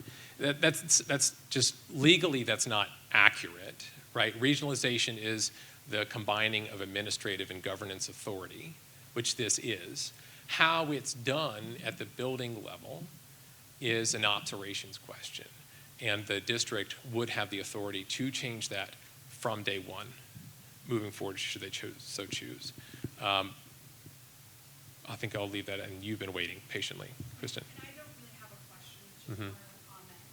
I am a parent in Middletown. Mhm. I have, one of my children is at the top of her class, I have another child that's at the bottom of her class. Really, I think as a parent, what we want is what's best for our children, and I think the more resources that we have, and a loving and welcoming community, both Middletown and Newport, is the best for our children. And I'm alarmed by the lack of parents in this group. And this is my first time to Mhm. one of these meetings, I must admit, I'm like, this is crazy.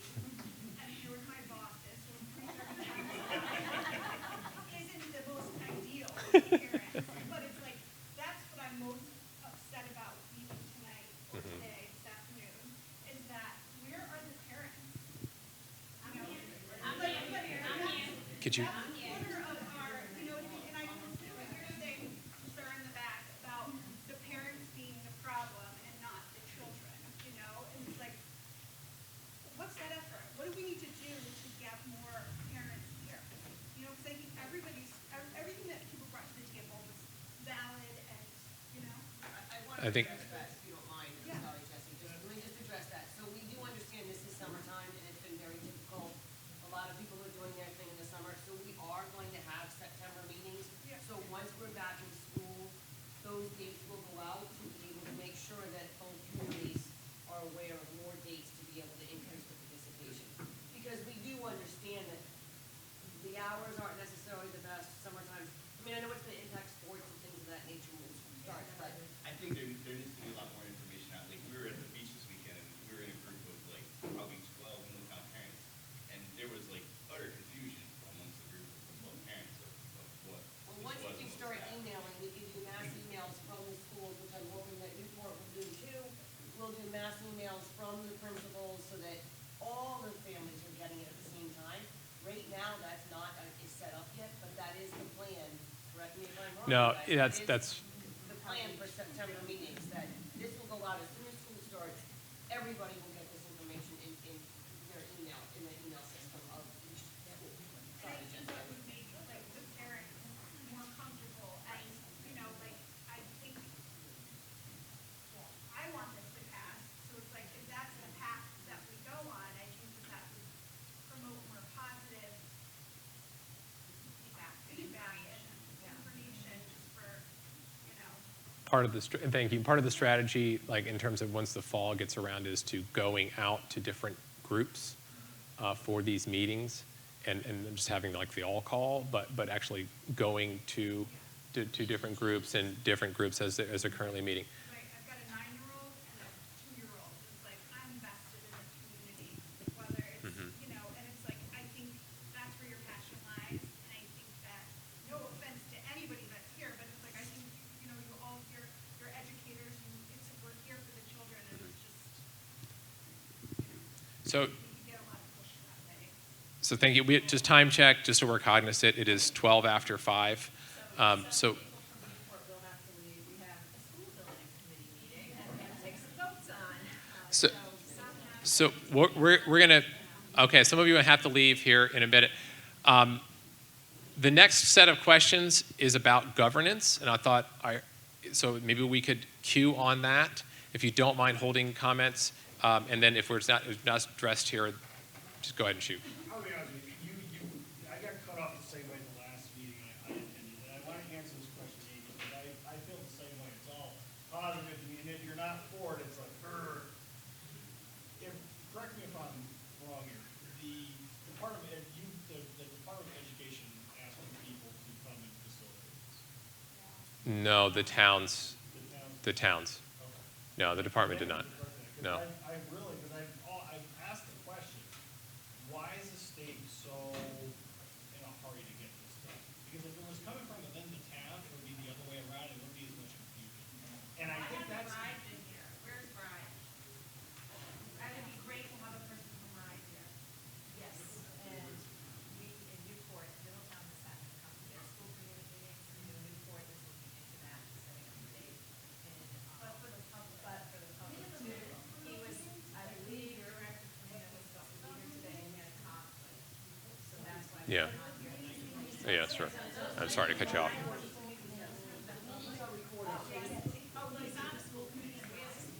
Yeah. Meeting in Middletown was recorded with Mario from RIDE.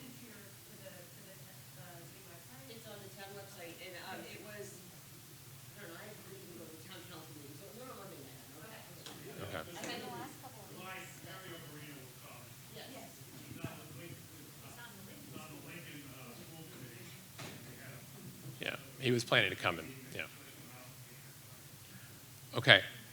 So I'm going to take this question while those of you who would like to start answering this question about governance, and keep in mind too that this is not just questions for tonight, these are questions that queued up for the committee. Ma'am. Ma'am. Yeah, I just wanted to know about the wording on the ballot. Mm-hmm. I've heard some discrepancies about how it's going to be worded, and a lot of people I'll read it. don't understand the wording on the ballot. Sure. I got it right here.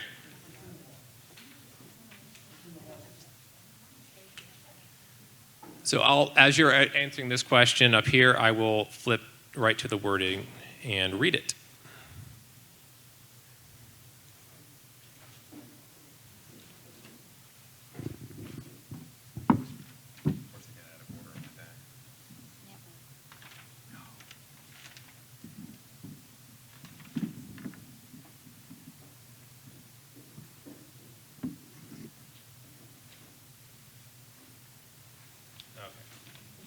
I got it.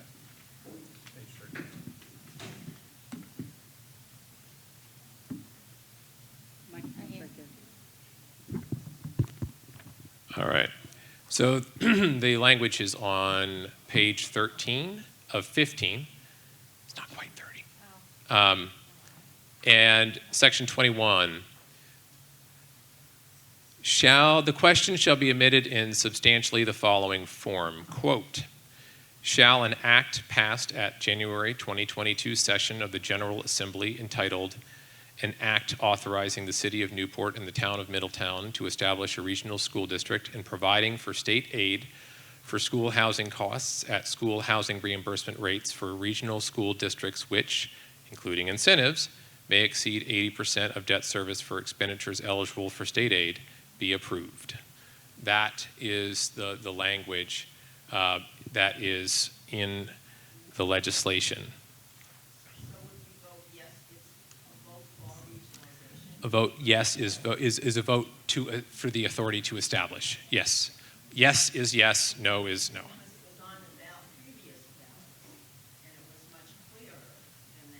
So yes is, shall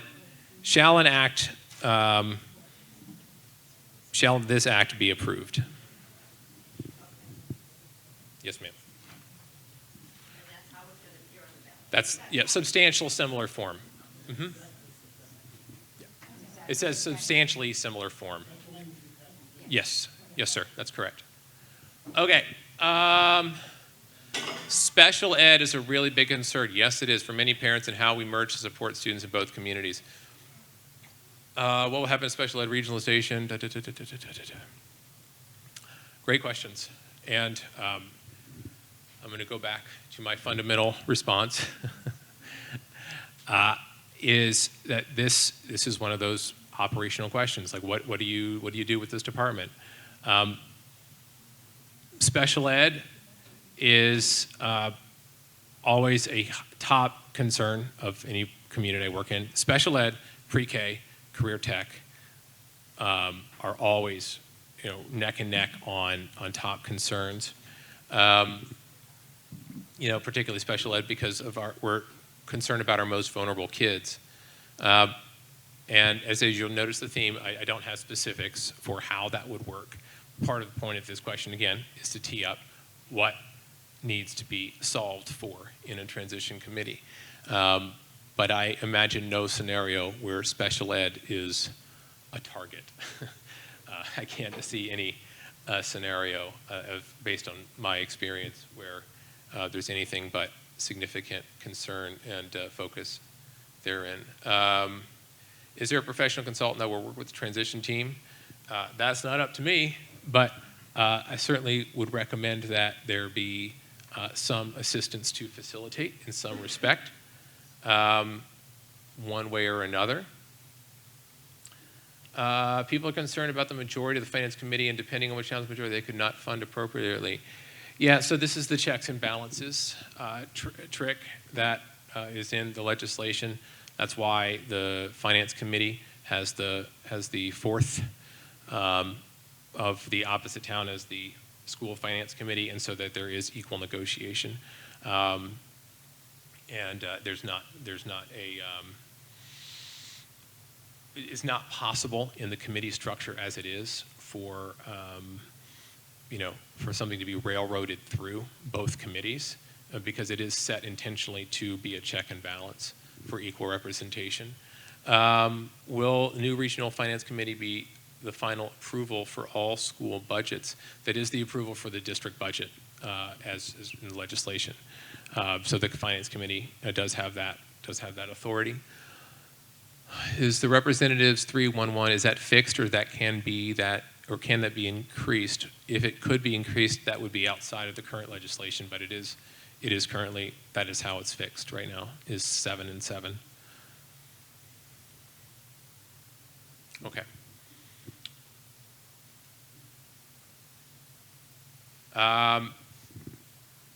We may have addressed some of these, but the next question has to do with the finances.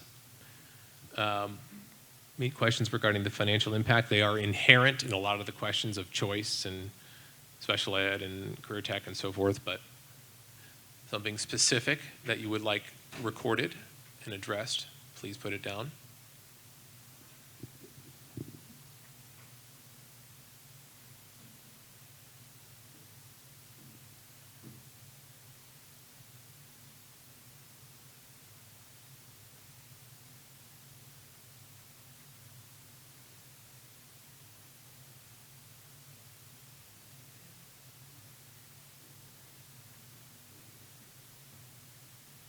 What will occur when the town councils do not agree? Okay. Okay. And I ask it because I'm from Middletown. Uh-huh. There's this current disagreement between the town council and school committees that we have years. The disagreements that hurt my children's education. Mm-hmm. Because of lack of making it through that difficulty to get progress made.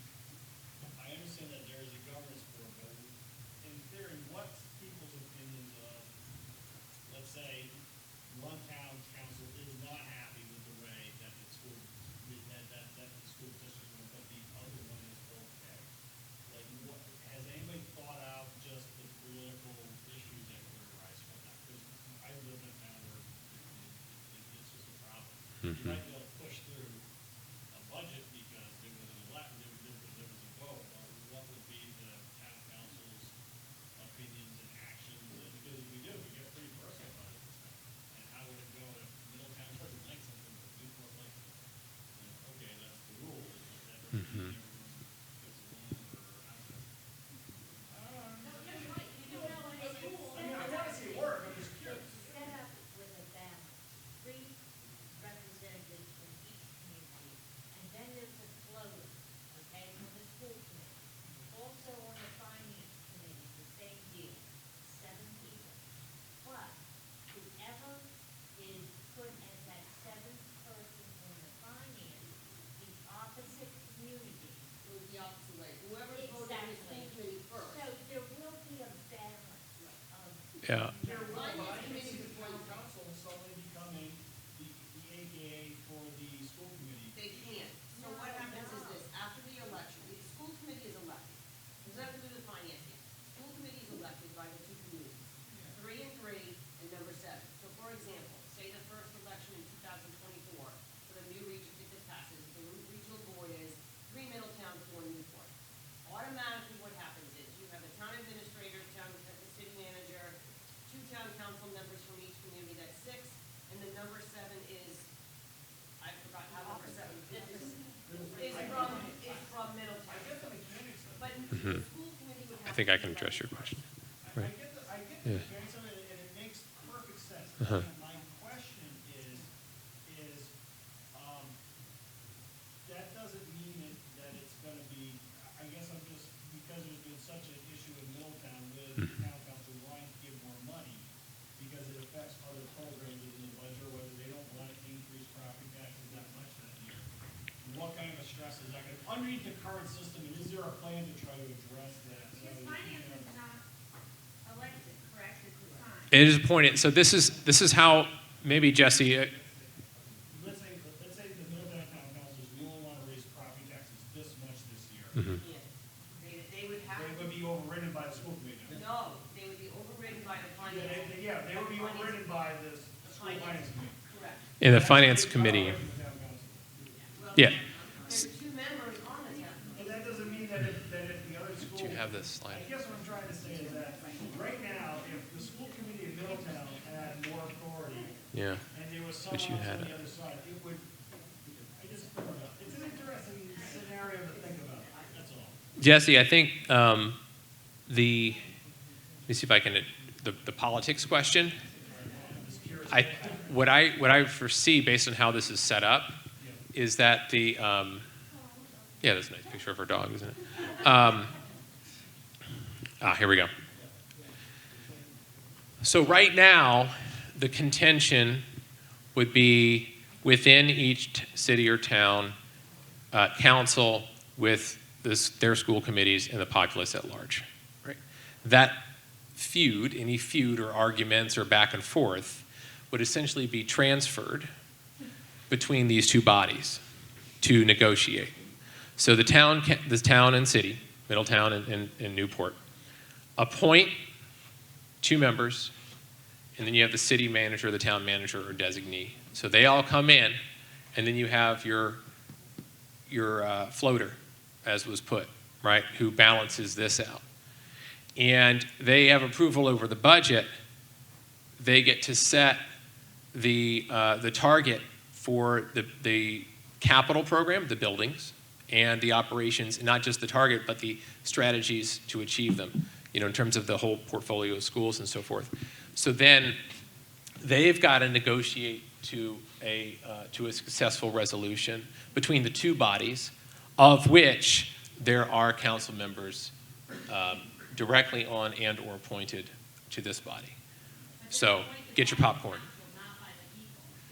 So yes, so these folks are elected by the people. These are appointed, right? And so this is essentially how it works now in committee and councils, only it is the joint councils and the joint committee. Same thing, adding the separate part.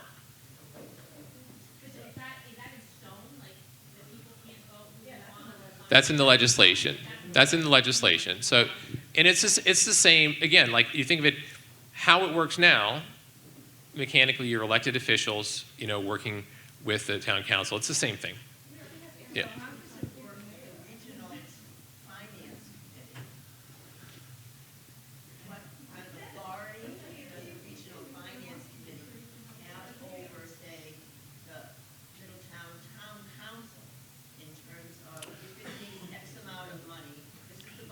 They, and the community needs to come up with the money. Okay. I think I hear. The limits of authority pertain to the schools, period. When it comes to the finance committee and the school committee, their authority is over the finances, capital, and operating of the school district and the school district alone. Fire, police, municipal, all of that completely separate. Those interests would be levied on behalf of each council via the regional financial committee. They would be voicing those interests and in dialogue with the regional school committee who wanted to do X, Y, Z with their school district. So correct me if I'm wrong, so if one town comes up and the finance committee comes up and says, okay, we need to increase the budget by 2 cents or $1. The towns have to come up with that. But the other side of it is if the regional school board goes to the finance committee and says, we need an increase for $10, the finance committee can go back and say, no, we're only giving you 1. Correct, just like it is now. Okay. Sean. I'm saying that. So just 2 things. One is that the regional school committees have the 4% cap. So there's not this ability to just have for an infinite amount of money. They're basically subject to the same 4% cap as the municipalities. What that does help do on the municipal side, the concern of that is that this regional school committee can't come in and ask for 12% and then force the town to have the fire or something like that. So the cap on spending is essentially legislation, once you go through that process from the regional school district through the budget committee, it's a one sentence, upon approval of the budget by the joint finance committee, each municipality shall appropriate the funds for the regional school district, which shall be apportioned between the municipalities and the church people. Calculation using enrollment as of the prior October 1st. So at the point that the budget leaves that regional committee, that regional finance committee, it's a bill that's due to be paid by the town. It's over. Yep.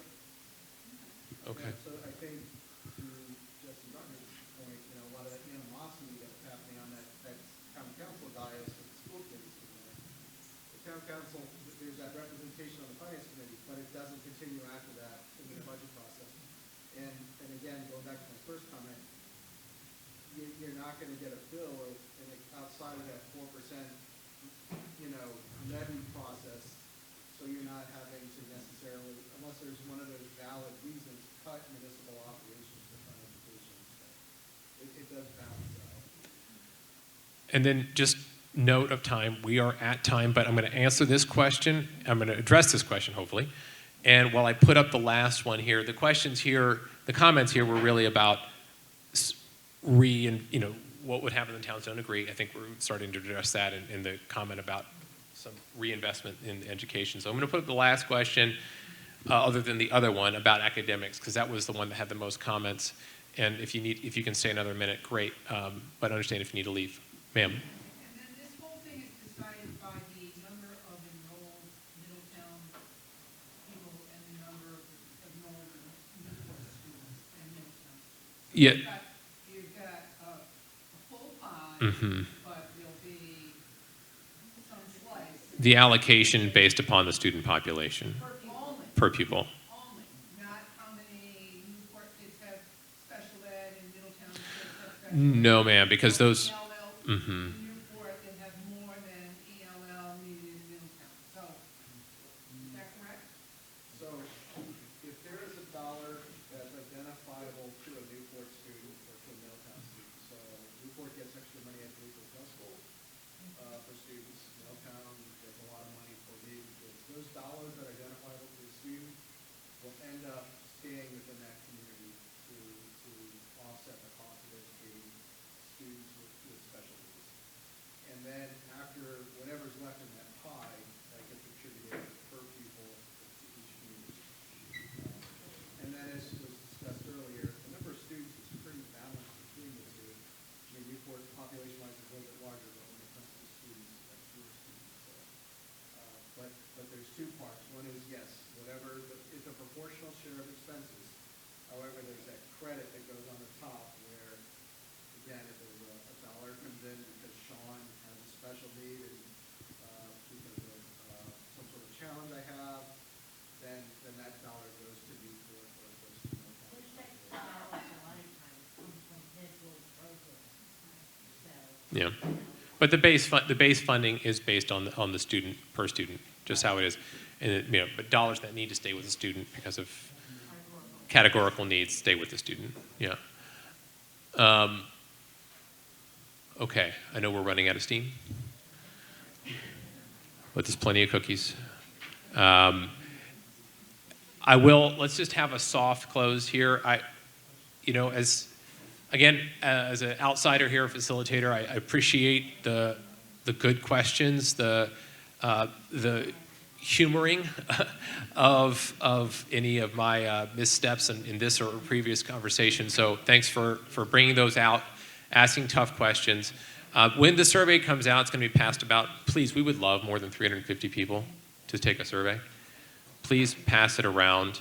And then, as noted, we're going to be looking to go out to respective community groups in September, October.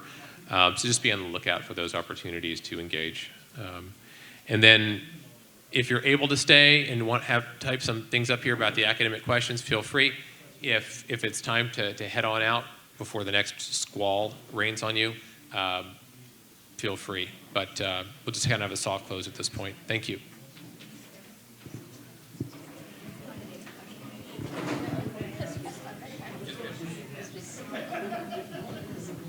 You say that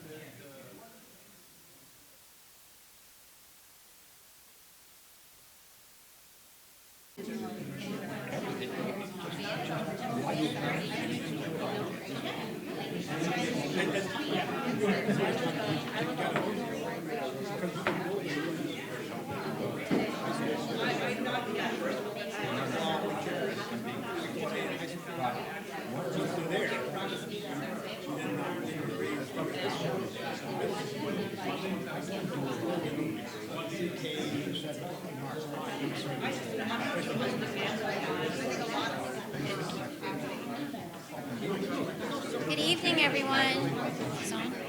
Is this on? Is this on? I think it's on. It sounds on-ish? All right, there we go. I'm definitely on now. Good evening, everyone, and welcome. A few housekeeping items. Restrooms are in the back, and cookies and water if you need sugar and sustenance to get through the next couple hours. We're a pretty small group tonight, so I'm going to ask everyone to go around and introduce themselves. Tell me where you're from, how long you've lived here, and what your role is. Are you a parent, a teacher, a student, a citizen? So just go around real quick. And also, we don't need to speak into the mics. They're just set up to pick up, just so you guys know, they're just set up to pick up on the video camera. So do you want to start here, and we'll just kind of go around the room? Lee Fenton from the Middletown School Committee. And How long have you lived here? I lived on the island 42 years. 42 years, all right. Peter Connaughton from Middletown, lifelong Quinnipiac Island resident. I now have more time in Middletown than I did in Newport. Obviously Middletown resident, but I'm running for council. All right. Are you parent, teacher, citizen? All of the above. All of the above. No teacher, No teacher. not in the school system. Hello, my name is Melissa Portillo. I'm here as a parent of work. Also, I work in Attendees and Newport. I live in Middletown for almost 10 years, and then I moved to Newport. So I know this. Hi, Mark Thayer, Middletown resident for, 40 years, Island resident for 60 years. Yeah, I'm old. We're going to have a contest. And as former, well, I'm a parent of 2 children that went through the Middletown school system. My name is Janet McCarthy. I've lived in Middletown for 65 years. I was a teacher in Middletown at Gaudet School. I taught science and grade 7. I was also a teacher before that at Thompson Junior High, where I taught life science. Then I became a school counselor at Gaudet and moved to Middletown High School. And invested in the community. I've worked in Middletown schools, I've worked in Newport schools. I have always seen great opportunity for regionalization. So I'm here with an educational point of view and an educational background. I am Charlie Roberts. I've lived in Middletown here for 15 years. Wife's originally from Newport. I have 2 older stepchildren that graduated from Middletown High School, and then we have a 12-year-old that's about to start 7th grade this year. And so I've vested interest in that way. I'm also on the building committee for Middletown as well, for the school building committee. My name is Emily Conklin. I live in Newport. I've lived there for 2 years, and I'm just a community member.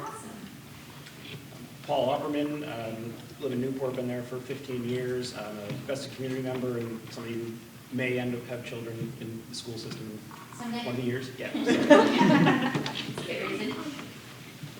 Ron Hiru, originally from the great metropolis of Central Falls, but have lived in Newport for a few years, and Middletown for about 40 years. Have 2 children and graduated from Middletown High School, and they each have 2 children that are in the Middletown High School, in the Middletown schools. You're a grandparent. I love that one. Terry Flynn, 12 years in Middletown, 20 years in Newport, 3 children in Newport school systems and Middletown school system, and I'm a Middletown town councilor. Samantha Richard, 25 years in Middletown, grew up in Newport, graduated from Rogers, parent and citizen. I also, my profession, I'm part of, I work in the education industry as an ed tech person, so I get the opportunity to travel around the country and meet with teachers and administrators and tour buildings as part of my job. So have a lot of experience kind of seeing the pros and cons of regionalization, large schools, small schools, and all of the above. Great. Barbara John Beck. Barbara Von Villis. I have lived in Middletown since I was 9 years old. I have 50 years in education. That's my commitment, and I'm on the town council. Sean Brown, I'm the town administrator for the town of Middletown, a lifelong resident of Middletown, with the exception of 5 years I spent in the Army overseas.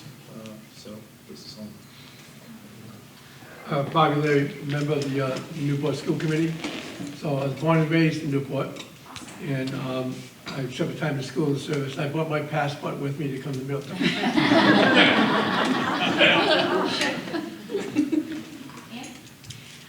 I'm Dina Sylvia. I am a resident and a teacher in Middletown. I have 4 kids who've all gone through the school system. My last one is a junior in high school, so it's the past 20 years I've had kids in the public schools. And I grew up in Newport also, and graduated from Rogers. Awesome. Hi, I'm Tara Mello. I grew up in Portsmouth, lived in Newport, now teach in Middletown. So I'm an Islander, and my son's a junior, so I'm a parent/teacher for this. I'm Jen Holobesco. I've lived in Middletown for 25 years, and I am a teacher, elementary teacher. I'm Kate Jessup. I'm running for City Council in Newport. I'm also an accredited learning environment planner, so I'm an expert in this sort of thing, so I bring that lens to the table. How long have you lived here? 5 years. 5 years, excellent. Tom Welch. I've lived in Middletown for 60 years. Went to Middletown, my kids are going to Middletown, grandkids are there now. I'm on the town council.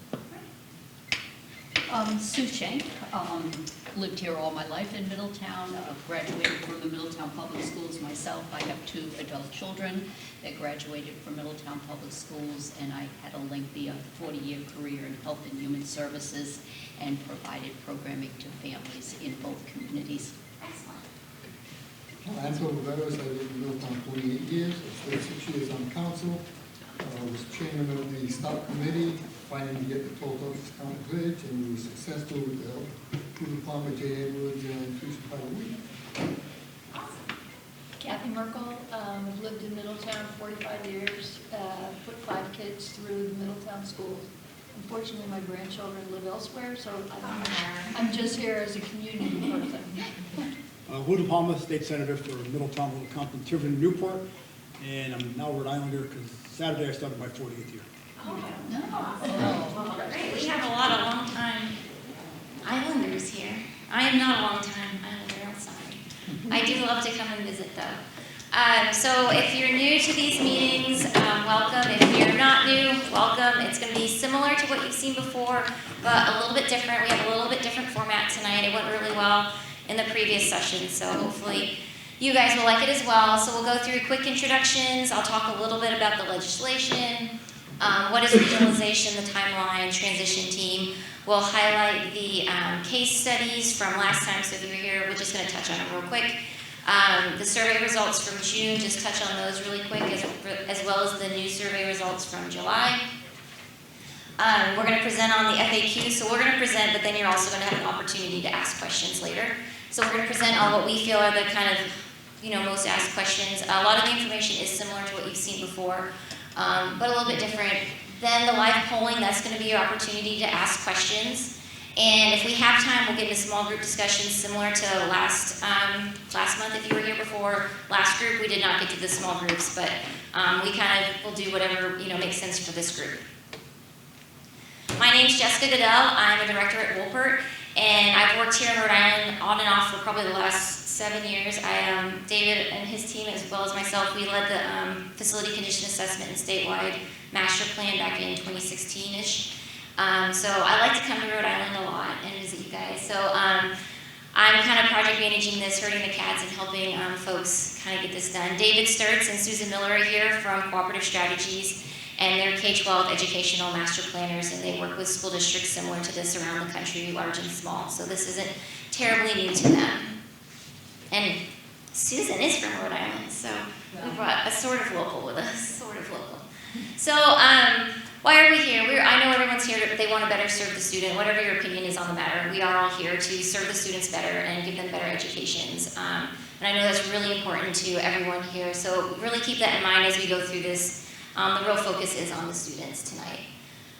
Real quick about the legislation, it's about, I was corrected, it's only 15 to 17 pages long. It's really not a bad read. I read it on a couple of different airplane rides.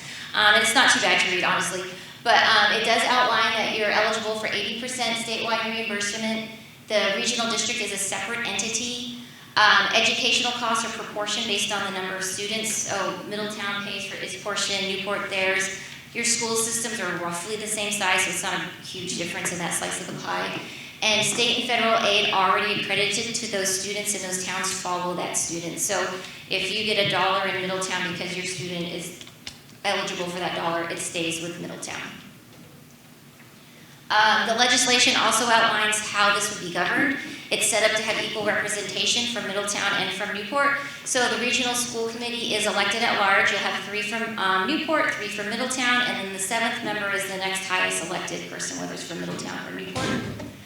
The the finance committee is 3 from Newport, 3 from Middletown, assigned by the city and town managers, and then you have 2 accounted people from the council, and then that 7th person is the opposite of the 4th person. So if you have 3 Middletown and 4 Newport on the school district, you get the opposite of that. Now I've got all confused on my numbers, but you get the opposite. And this helps get, it helps you have equal representation. To simplify the 15 pages of notes that I'm sure you read earlier, why are we here? What are you voting on? You're voting on whether the known and potential benefits for regionalization are better for your students. That's the real simple way of saying it. What do we know? We know that you can get increased capital funding from the state. We know that you can get transportation reimbursements from the state for regionalization. Those are known things. What we don't know, but our potential, we know there could be operational efficiencies when you regionalize, and there could be opportunities to reinvest those operational savings back into the classroom, back into the student environment, and give your students additional educational programs. What is regionalization? We all kind of know what it is at this point. It's combining your 2 school districts into 1 school district.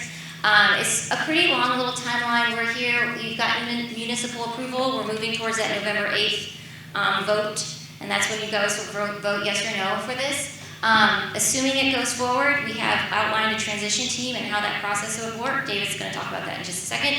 And that would be equal representation again from both communities having input and developing a plan that would be presented to your newly elected regional school committee. School committee will be elected on November of 2023, and then their first day of business will be in July of 2024.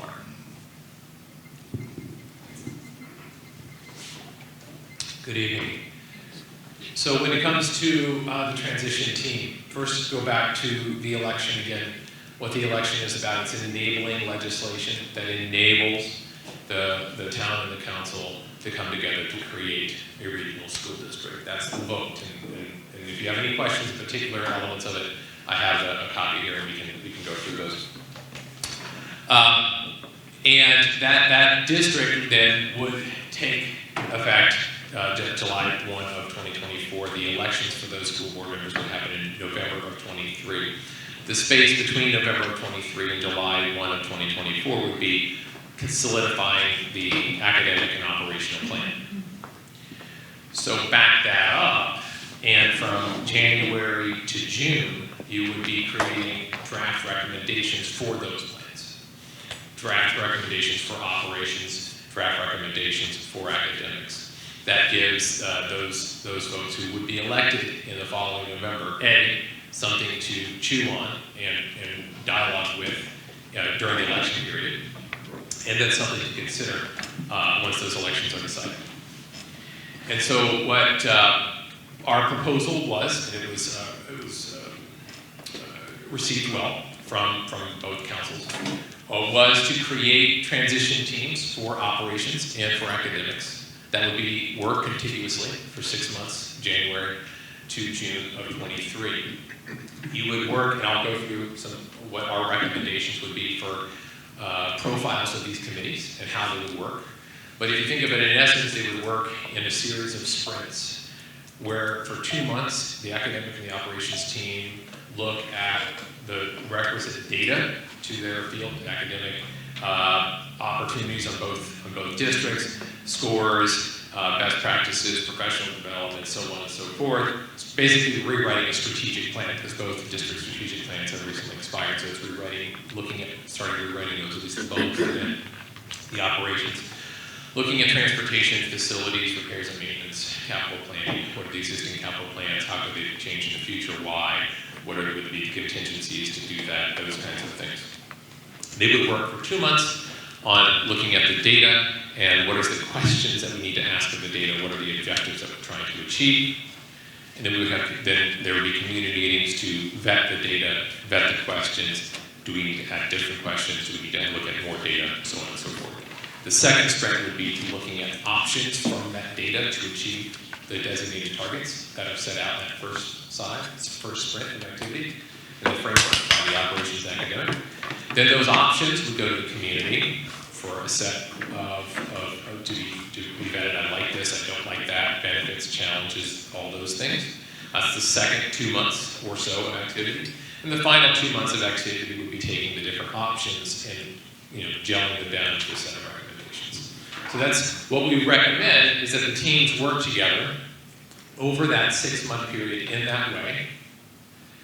And there'll be three different committees. You have the academic team, really setting a strategic plan. The facility operations team, operations is a more broad term I should have used here. But looking at the total operations, the hard buildings, the transportation, the nuts and bolts of the district operations. And then an executive advisory committee, which would be working from both town councils and both school committees as sort of a stand-in on the policy side to review those, provide review and comment from the existing committees, both town and school, and then provide that voice to the table as we go through the process. So again, it's about 6 months of work, about 2 meetings, 2 months of meetings, at least 2 meetings each for each of those 3 sprints. Data and framework, options development, recommendations with community meetings at the end of each. It's a strategic planning process. This was our recommendation as a team for these committees to have different members at large who would be maybe consultants from each of the towns and councils experts in different fields. That would be not so much members of the committee per se, but available as resources because of the particular knowledge at the table. And then business leaders and strategic partners, city council, district administrations, employees, non-administration, higher ed, parents, principals, students, having highly articulate high school students in the room makes a huge difference for the focus of these meetings. Teachers, of course. And so these are general profiles. These are not cast in stone, but based upon the work that we've been doing, I've been doing for 10 years in this industry, and our company's been doing for 20 plus. Just think it's a good profile to build in. And then what we recommend to fill these committees is some kind of application process that would ensue, and that would help ensure that as we're going through that we have a more or less representative sampling in these different groups in the communities so that we do have a diverse stakeholder group. So that's a recommendation for the transition, and the reason for them there, to go back one quick step, is there's really 2 paths to regionalization in the state. One is being compelled to regionalize because of one of 4 different critical or near critical failures academically or economically. And the other is a voluntary process that's approved by the General Assembly. This is that latter option, which has transpired, approved by both councils and approved by the General Assembly. And so with that, not being compelled but volunteer, our recommendation was that we set forth at least a 6-month time frame following the election to start drafting these concepts, these draft recommendations for the committee, so that they can have something to run for, against, or with, however they want to phrase it, and then consider to get the ground running for the business of operating the district. Case studies. We mentioned that there were some case studies that we looked at. We looked at like Bristol Warren back in the 90s. That was our first look, and the data that we had, we didn't have enough hard data to really chew on to make meaningful comment about them. And what we looked at were more recent regionalizations that we had enough data on that told us something meaningful. And so these were our choice in looking at that. That was our lens. These were 3 districts that we looked at: California around Sacramento, Pennsylvania around Pittsburgh, Texas City just southwest of Houston. And what we looked in all 3 of these, the short answer was, can you find, or did these districts find, benefit from regionalization? And the answer was yes, they found some, to different degrees, in different ways. There were some commonalities. The biggest commonality was that it was intentional. The benefits were sought after. They didn't just happen. They were manifest. The leadership there was, in looking at the studies, intent on achieving the outcomes they did achieve. So I think one of it's not a rocket science so much to have the finding be focused attention and leadership on identifying and harnessing the benefits that you can find financially and turning those into academic and student benefits is an intentional act. And in regionalization, can you find those in this context? We believe you can, and we'll show some additional data points to support that. And it's really, it's a leadership question at the time. And so we're going to get to questions on our FAQs. There's a list of questions about governance and teacher impact and so forth. And we want to get to some of the questions that we hear most common come up in this process. Once we go through those questions and sort of what we are hearing, what we know is the response, then we're going to put up what we call a live polling option for us to go through those FAQs, and you can type your questions in, and then we use that as the context for our discussion. And you can look at this in more detail on the website, Middletown-Newport.us. We're not rehashing the long form. We did that in the previous meeting, so you can see that. And you're going to see here, we're doing financial studies as well. You can see that long form report on the website. But for a minute, Susan is going to discuss the responses from the June survey and the July survey, some of the quantitative responses, some of the narratives, and what the themes are that we're finding. Thank you. So we had just a real quick update from June. Some of you who did take the opportunity to respond to the one in June, a couple of themes that we just wanted to touch on was what you hope to gain for students in a combined regional school district. And you'll see a theme not only here, but also in the survey results qualitatively for July is access. What does this mean for our students in terms of access to educational opportunities or academic opportunities? So that's something we'd like to kind of touch on and explore a little bit more with the July responses. When they talked about extra academic and curricular activities and offerings, a few of them kind of bubbled to the top. Individuals who are interested in STEM, which is the science, technology, engineering, and mathematics programs. What opportunities might we afford our children? The other one is career and technical education. Both Middletown and Newport have programs in CTE. What else could we think about exploring in terms of access for students in both of these areas, or both of these districts? And then the visual and performing arts bubbled to the top as well. We know that a well-rounded education includes not only science and math and language arts, etc., but it's also art and it's music and it's both art in terms of performance as well as creativity and painting and all the wonderful things that children are able to do with their eyes and their hands and create beauty. So July was a little bit different than what we had in June. In June, we had over 400 and some respondents. This July, we had less, about 350. We do not know if the same people took the same survey. It's just a pulse poll, really, or a survey, seeing what is on people's minds, and the ones who are engaged with it are the ones that responded for it. So I just want to give context that it's not a statistical survey related to the population served in both districts. You'll notice that it's a lot of individuals that participated are in the older range, not as many parents that had school kids as we thought might be participating, but we had a couple parents at our last meeting that said, you know, hey, we're busy this summer. We are taking care of kids and down to the beaches, and we'll be back engaged in September, but just to let you know, we're looking forward to be participating a little bit in a few weeks once we get back in the groove. The level of support changed a little bit in July.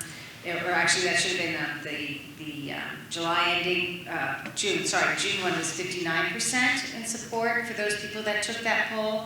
The ones who participated this last round, it went up to about 65%. Okay, so what did we learn from the STEM survey? We learned a couple things about the continued investment in STEM. So how can we envision what a K-12 STEM program could actually look like? What could that possibly be? So for example, Middletown has a project Lead the Way that is primarily at the secondary level. What opportunities might be explored to go back into the primary levels? What could be? And then how do you think about providing access to those opportunities for kids in both the Newport and Middletown regions? Also looking at larger classrooms for sciences. Maker spaces could potentially be supporting for that as opposed to enlarging every single science room. So how do we envision using our facilities a little bit differently and so that we can provide academic opportunities for children at different ages. And STEM is essential for the future of our children, of our kiddos. We need to make those investments, and that includes not only the professionals, the teachers that can bring to bear their guidance and leadership in the STEM areas, but also what about the actual labs and the resources? They have to go hand in hand in terms of providing great opportunities for kiddos. CTE, very similar. A lot of people interested in how do we make these programs more accessible across the districts, because there are different offerings both in Newport and Middletown, and how do we ensure that somebody, a student in Middletown might have access to a pathway that's available in Newport and vice versa. So thinking about how we use time differently, how we envision, we now have the technology of Zoom. That's a little bit hard to do with CTE because you're a little bit more hands-on, but how do you start to think about using technology differently to provide access to kiddos, for kiddos to have access to these programs? Equal opportunity, certainly to explore their levels of interest. How do we ensure that our kids are able to actually see what is available to them across a regional district, and how do we ensure that they have access to that opportunity? Once again, back into resources, equipment, best of class, how we make sure that we have great instructors in these areas, and mentorships and apprenticeships. Those all came into play as well. And then finally, when we're looking at the top three, the arts, the visual arts, this was once again an area where I think we talked about it last month, but the ability to have a comprehensive program includes not only your math and your sciences and language arts, but it's also the opportunity for performance. It's also the opportunity to pursue potentially your inner artist. And how do we make sure that that K-12 continuum is provided for those children for this area? And it is a part of humanities. It's essential. Somebody kind of made sure that that was important for us, capitalized and bold and all of that. So I think those are the areas that kind of echoed back into the June timeframe. Yeah, we're going to take questions at the end, but okay. If that's okay, because we want to move on. Is that okay? Okay. Speaking of questions. So these are the frequently asked questions that we've compiled over the time here. These will be the basis for our polling, which we have a QR code, and we'll activate that here in a little bit. Impact to teachers, timeline, what's the rush? what does the district leadership look like? What are the academic impacts? What are the financial impacts? And how much would the state invest? There have been other questions, of course, but these have been common ones that have come up. And so to address them one by one, impact to teachers. So the way the legislation reads right here is that the existing contracts remain in force until their expiration date and or when they are renegotiated with the regional district school committee. And so that's in here. You can see that in the beginning sections. In fact, section 4, page 2 is labor provisions, and that lists those out in pretty plain language. The idea is to provide continuity of contract now, and that when renegotiations occur, instead of occurring with the town or city school committees, it would occur with the regional committee. The regional committee having the fiduciary authority and responsibility to negotiate those things with the teachers to do. So the regional district will be able to have a new power, like asking for bonds. That's a new financial power that this regional district would have. And they also would be the body to negotiate with. That employees employed as of June 30th, 2024 would be offered substantially similar positions, full credit period of employment for purposes of seniority, pensions, et cetera, and then these future negotiations will be with the school committee.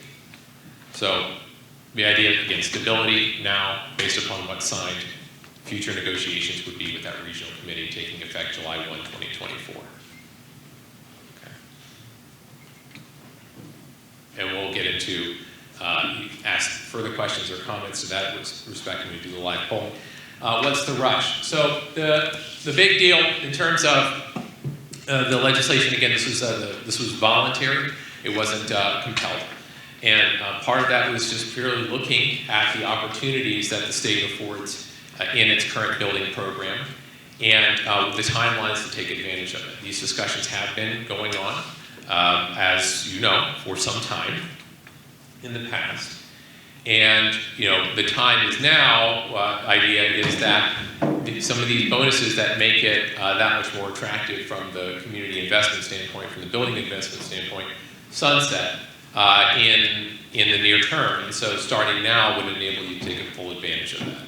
That is purely one of the impetus, one of the main drivers for the timeline. The concept isn't new, but that's driving the timeline. It's more impactful for Middletown in that respect, in truth, than it is for Newport. And we'll go over some more details which are new to these respects here, for those of you who have been around. But in essence, Newport gets paid back on the current bond, so you end up owing less, getting an inducement back from the state. And Middletown is, in the short term, able to get 3 schools for the price of 1 in sort of colloquial terms, requiring that the contractor be engaged by December of 23 and the work completed 5 years later, which is a reasonable time frame. The work has begun or is completed in Newport, and so those financial investments just come back from the state at that time. In your core allotment now between the two towns is 35%. Temporarily, that goes to 80.5 when you look at the total principal and interest, which we'll lay out here in a minute. And then it sunsets down to 67 once those temporary bonuses are expired. And hold tight on that, I'll show you some more slides and details. The academic impacts has been one of the big questions. And truth be told, that the academic impacts are not something that you can diagnose now and foretell with certainty later. That's not how academic impacts work in this sense. What you can do, however, is inventory. What do you have?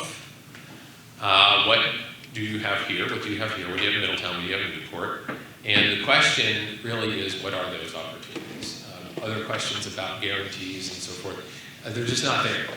But what is there is you do have, these lists of offerings over on the right, where the big question is how to take advantage of those, in what context, and how to direct your capital and operating plans and your academic plans to take the highest advantage of it. What we've also said is that the academic opportunities, the big one that comes up in the narrative surveys that we read all those responses to is access, access, access. That's the big theme. We want equitable access to all of these things. Middletown does this, Newport does that. We want equitable access for all of you. You're going to make this work, make it worth it in that sense. That is really the charge for those who would govern this. It is nothing that can be sort of preordained at this point. And it is for that future legislative body to take advantage of. And every indication would be that if you're elected to a school committee, you're looking out for kids' best interests. So, high level, again, there's more detail in the previous presentations, but in essence, looking at what we need to do operationally, you have to create a new strategic plan. Both have expired. This is the opportunity to recreate that, align your goals, align your K-12, we call vertical articulation, K-12 and STEM and arts and so forth. How do you do that? Some of it's going to be through building, and some of it's going to be through operations. All of it will have to be intentional decisions that are made. Financial impacts. So this is one slide on it. I'm going to go into others here in a little bit. This may look familiar to you, but what we looked at is the combined population of both school districts is about 4,000. That's representing the costs currently for in these categories: instruction, teachers, instructional support, operations, sort of other commitments, fixed commitments, those kinds of things, and leadership. Between Middletown-Newport combined population and the comparison of like-sized school districts in Rhode Island, which are Coventry, Cumberland, North Kingstown, and West Warwick, just looked at those combined expenditures, and the purple lines are the state averages. The short version here is that instruction, you spend more than the comparison, but we're not modeling any savings at the teacher level. We're actually modeling that because there is some deficits relative to this peer group in terms of instructional technology spend, in other words, and other things of that nature. We're modeling that you actually would spend more, that you would end up investing up to those peer districts in those areas, namely instructional tech. So we're not modeling any, riffing teachers, any cuts at the classroom level. We're actually modeling the opposite. At the instructional support, ops, other commitments, your fixed commitments, and your leadership, you do note gaps between those, where those current expenditures are more than the peer groups. That is where we're looking at the potential for savings are, and how you're structured when you go from 2 administrations to 1. And the sum of all these, less the additional we expect that you would invest in the classroom, is about $1,200 a student. You multiply that over the 4,000 student body, and there you get your $4.8 million in potential savings. You can half that and say, that's a range, which is about 3 to 6% of your combined operations. Now, one of the critiques, questions that has come up has been, these comparison districts have 1 high school, and this, right now, we would have 2. True. And yet, when you look at the Middletown's current building plan that they have, there's a reduction in that plan of 2 schools, 130,000 square feet, that is not accounted for in any models of savings at all. So yes, the comparison districts have 1 high school, but also the costs that are modeled here are based upon the last fiscal year's costs as they were. And the cost moving forward, if the plan does move forward, would include these changes. That would be a 20% reduction in square feet, 2 less schools to operate, and a modernization of your school buildings from an average, this is an average weighted age by square foot, so it's real nitty-gritty, an average weighted age of 1960 to an average weighted age of 2003, of an increase in 43 years. So there's some building efficiencies there. How that happens is in the Middletown plan, if you're not familiar, Forest Avenue and Aquidneck Elementary are rebuilt as 1 elementary school. And Middletown, the middle and high school are rebuilt, one campus, two schools on the Gaudet site. So that's the mechanics behind those efficiencies. So yes, any kind of model like this looks at a snapshot in time and does its best to do an apples to apples, and that's what it was. It was a good faith effort in that respect. Variables can shift, that can change that.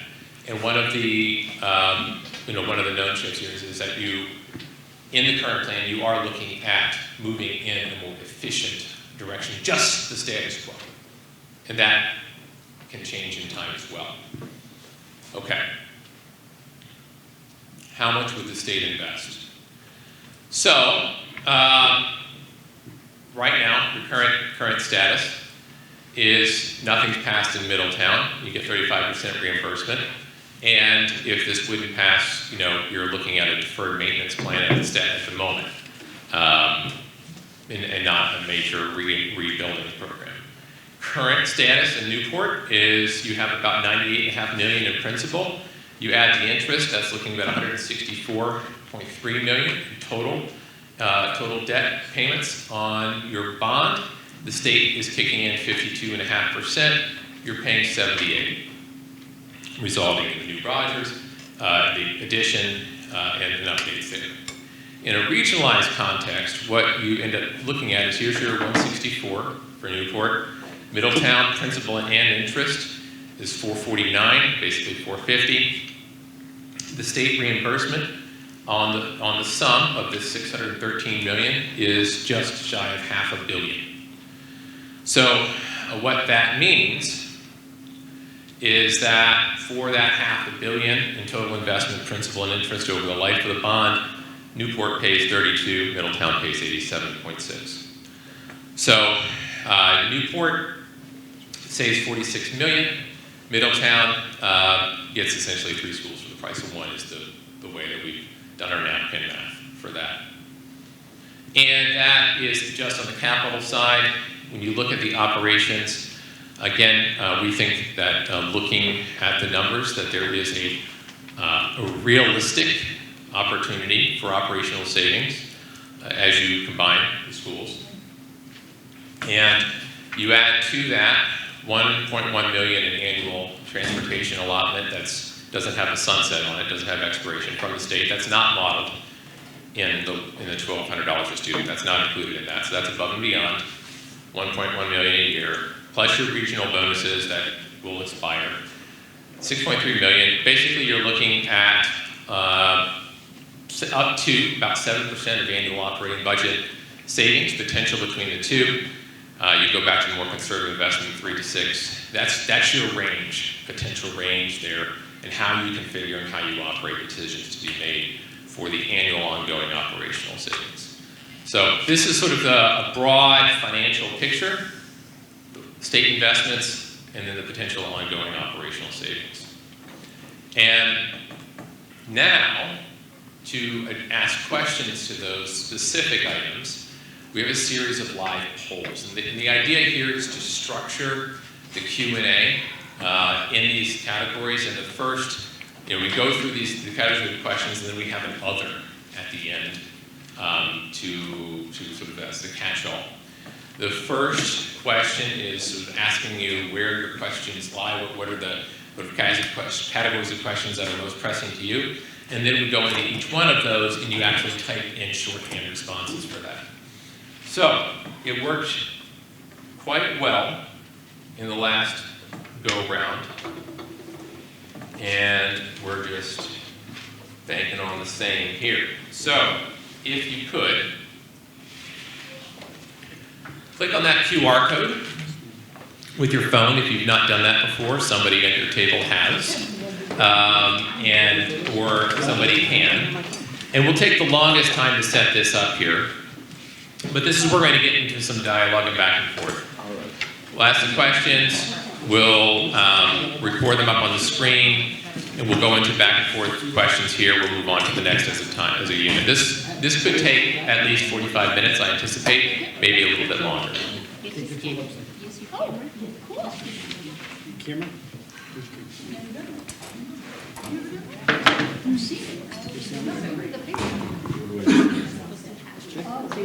your camera so much to let us look at the picture.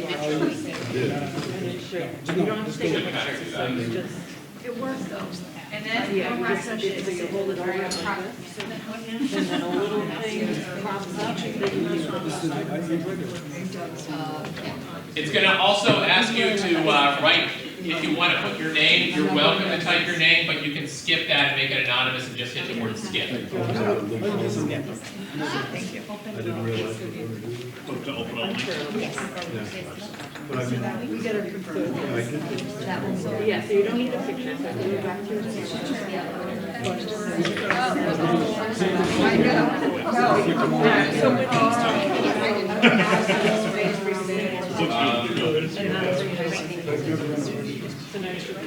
So another way to do this, if you see where it says text, text, as he changes the story, if I may.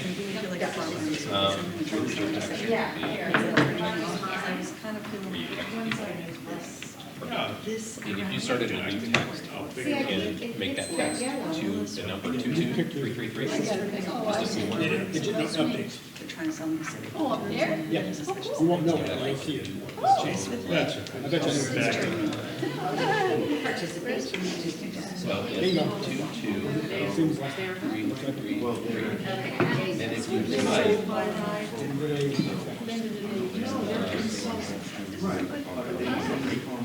that name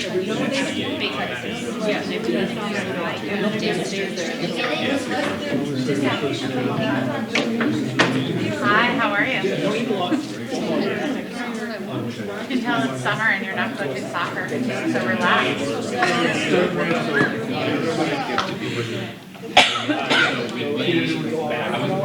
He's going to do fall rec. Yeah, he's not going to do Thompson. No, the council's hired us. Not a big fan of the coach. No. Really kind of turned him off. So he said he just wants to play Middletown. No, the Thompson coach. Yeah. Oh, okay. Yeah. Oh, okay. Yeah. Under different terms, the different companies just take this into So when this came up, Sometimes the adults really ruin things, for kids, yeah. Yeah. Yeah. I'm sure it's all the correct. He, I'm just gonna back with the amount. oh, just found out my Peter. Any of those requests Last year, and that's why he doesn't want to go back. He said something like, the effect of like, well, you're a big kid. He just told me last week. He's just been keeping it. So you can imagine how happy I was. Yeah, not happy. Not happy.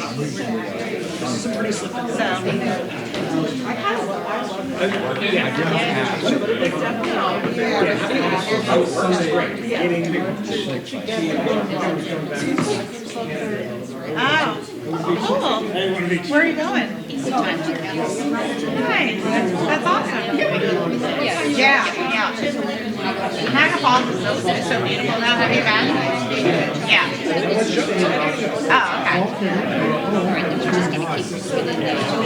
Yeah. My first very serious boyfriend in college was Rochester. So I spent a lot of time up there.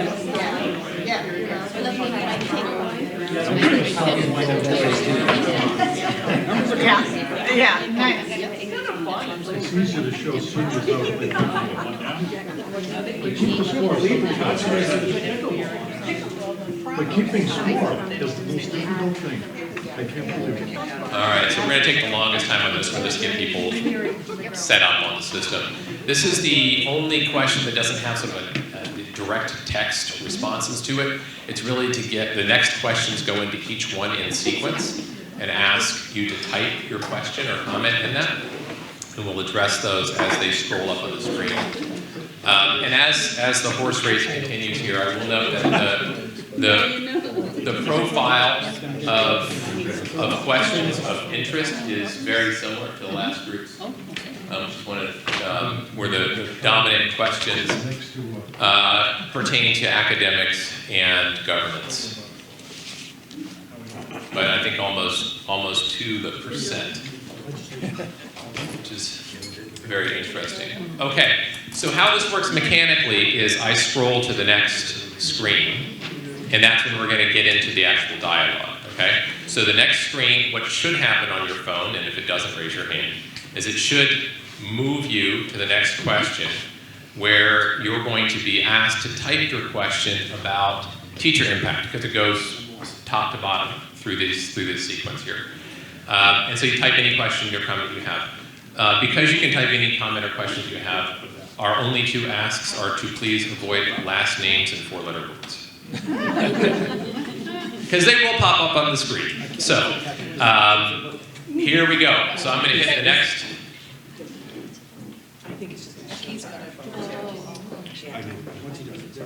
Okay, so you should now see the next question appear on your screen. I had a question about that. And go ahead and type your question. As they start rolling in, I'm going to start addressing directly or fielding to those who can the questions, particularly as they start to group. So we'll see them start to populate as you enter them. Susan. I don't know what you just asked me to, you're supposed to type in something. Okay, well, it works. No, it works. Question, will you just write your question in there? And maybe it's yeah, then you type the question.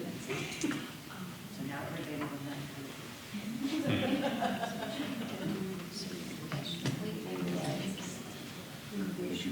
Okay. Yeah, right. All right, it's working. Yeah. So will current teachers lose jobs? This goes back to the labor provisions contract here. Labor provisions section, rather. That states all employees employed by respective school committees as of June 30, 2024 who are subject to collective bargaining agreement will be offered employment by the regional school district in the same position or a substantially similar position subject to the terms of the applicable bargaining agreement. And so goes on to say that current agreements will remain in effect until their expiration dates or until a replacement agreement is negotiated with the regional school board. So no, there's no sort of trigger layoffs to this. The current agreements remain in force. How existing pensions and obligations accounted for in the analysis, those are part of those fixed fees, those fixed costs. One of the great things about doing that study here, the financial study here, is that the state has very set financial categories for all expenditures. And so sort of those other expenditures, those fixed incomes, those fixed expenditures were accounted for in that area. I think it was called fixed. Susan?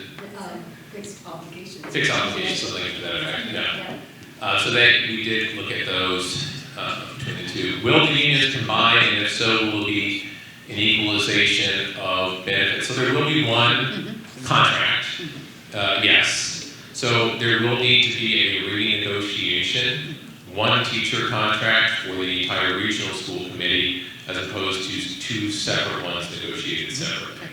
So it would be done new. How does that affect the union? Is there do the unions dissolve and a new union is created? Because you negotiate with the union. So the question is, how does that affect unions? Or is one union created, another one dissolved? That's a good technical question. Different locals, but the same. And has that been vetted? That's a pretty big deal. Yeah. Probably not. Wait, is there a Newport teacher here? Because I thought they weren't with TAN anymore. No, with you. You're still with TAN? Yeah, Newport's still with you. Okay. Yeah. So can somebody shed some light into the mechanics there? Would there be a new, the question is, would the unions dissolve and combine into one? In standard reason, you would have one one-to-one bargaining unit.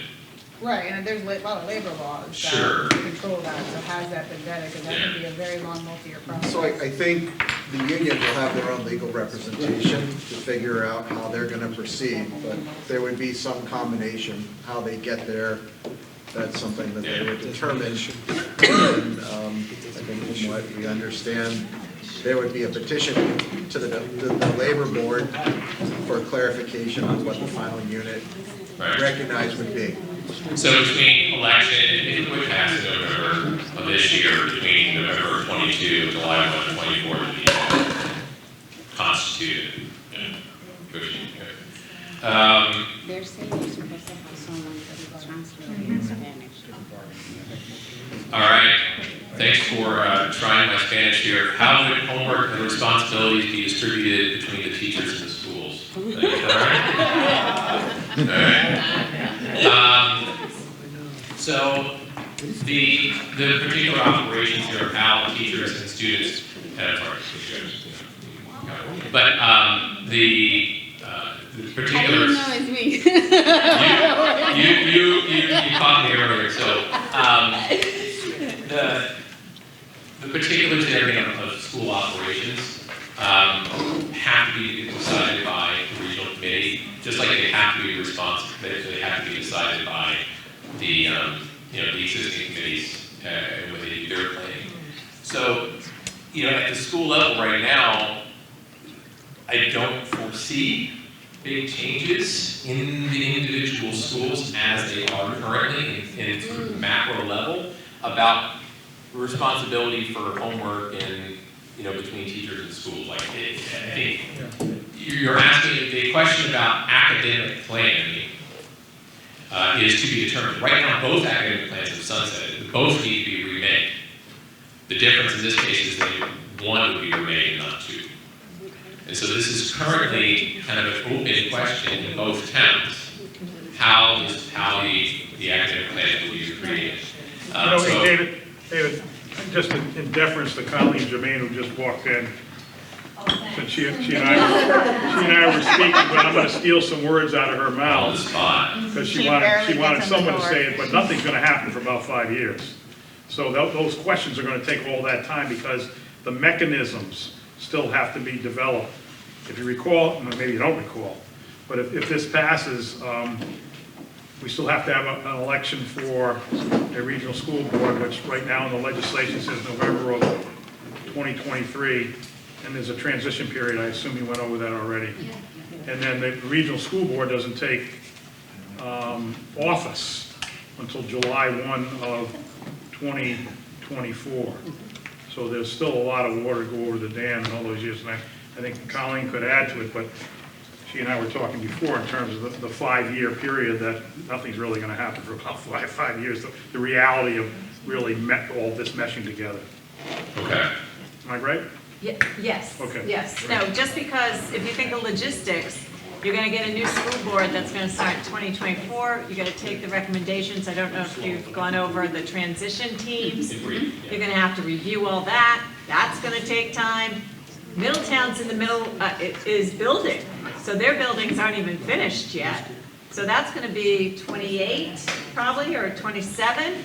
So there's a good 5 years before we're probably all going to look the same. So a little older, a little gray, I know me. So anyways. The second time you said that. What's that? You said that the other day. How will this improve, this is the driving question, right?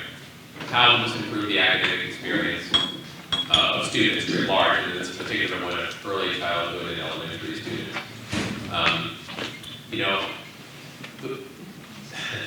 The way that I look at these questions about how will certain program be implemented or executed, at this point, and I'm kind of a broken record on this, the particulars are up to the regional school board to determine.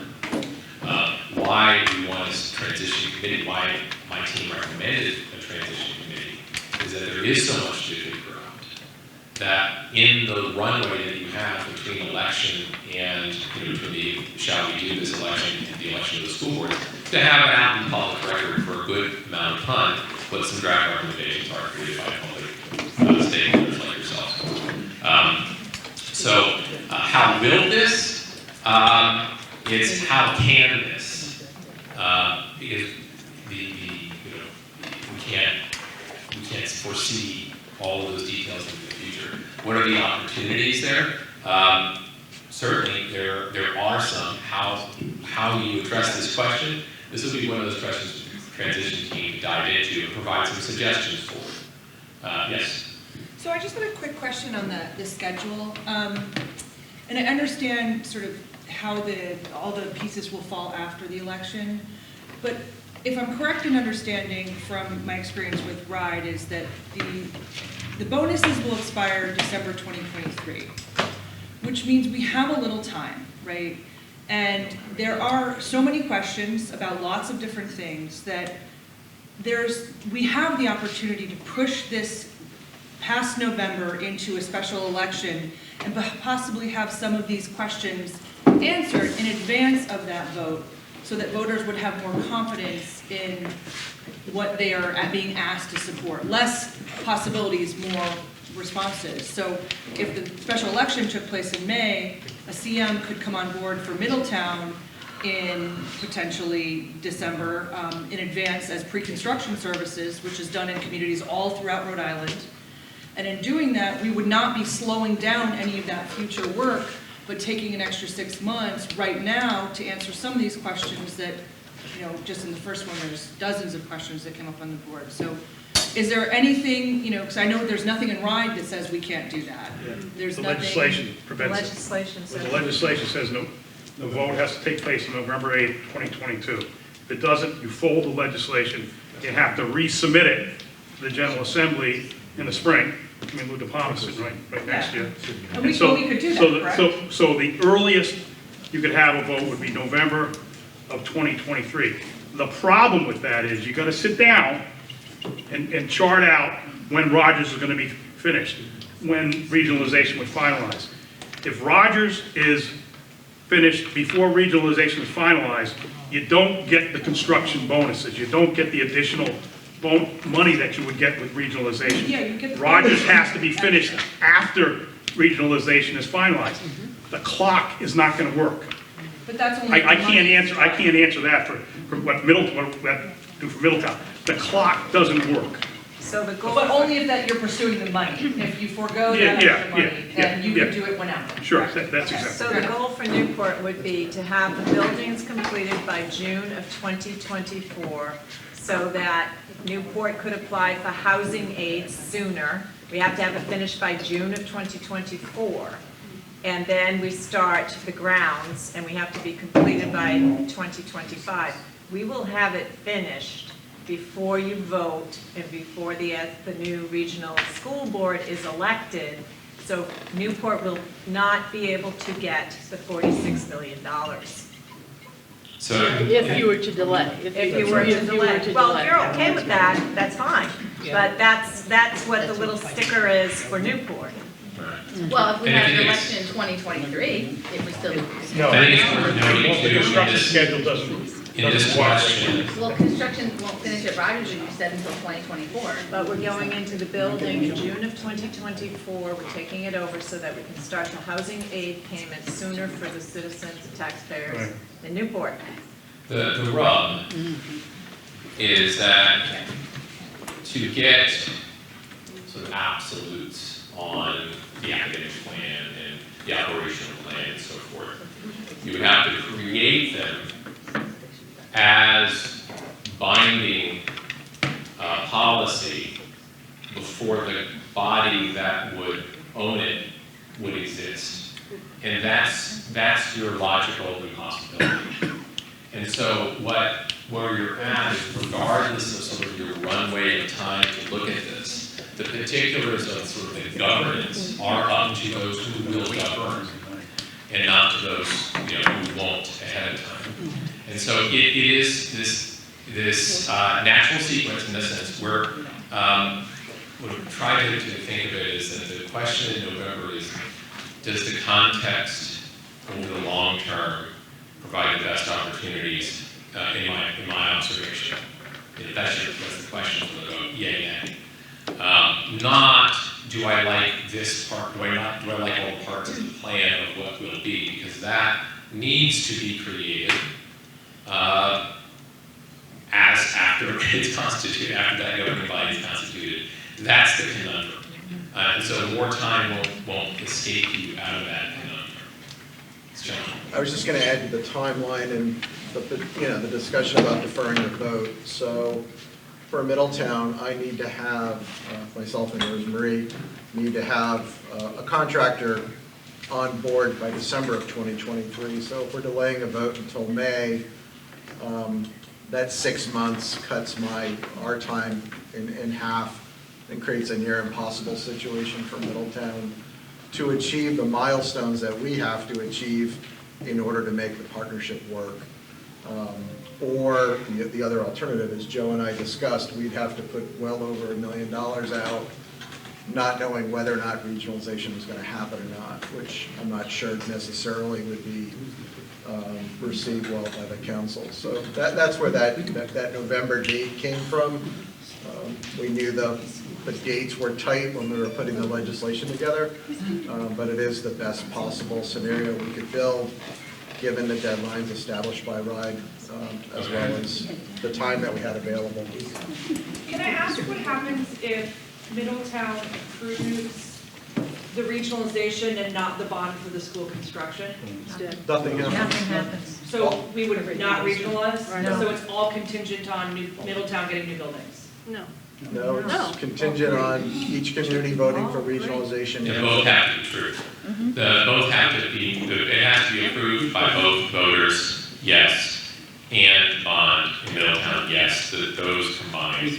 Three things have to be. Those three. Right, and if you're in Newport, if I was on the other side of this, I would want Middletown to come in with new buildings, because if I'm a Newport taxpayer, I don't want to have the liability associated with Middletown having bad buildings. So, just like any partnership you would enter, in any profession or relationship, you'd want to bring you would want your partner to bring the best deal possible forward, which in this case, as we join together, we bring new buildings, just as Newport has again, invested over time in its buildings and the new Rogers. So, that's part of, how this discussion started, is to make sure everybody was coming in and the playing field was fair for taxpayers in both communities. Looking at some of these questions here, and then move on to the next one. Will this cause a reduction in the workforce? Again, the savings assumed are at the administration level, and so sort of workforce reduction is assumed only at that level, not at the building level with students. Teachers union is going to address that. Our system pension, will we address that? Will the current not know? Will the teachers union? Yes. When do we determine if there's a shared vision for education? So, why are we getting married before we know if anything? That's an interesting analogy. That's a great question. So, I guess what my way I respond to this, and again, looking at this from an educational planner's perspective, I don't live here. I've just been around in K-12. The majority of districts, I said this last meeting, the majority of districts that I've worked with have enough buildings and operations to need a planner to come in and do stuff. And the majority of them are multi-city town districts. They're more than one. A lot of small ones simply don't have enough moving parts to need much assistance in that respect. So to me, I don't know your particulars. I've gotten to know some of the people I've worked with here, sure. But I have seen multi-town districts work all over the place. So to me, it's, can it work? Sure. I've seen it all the time.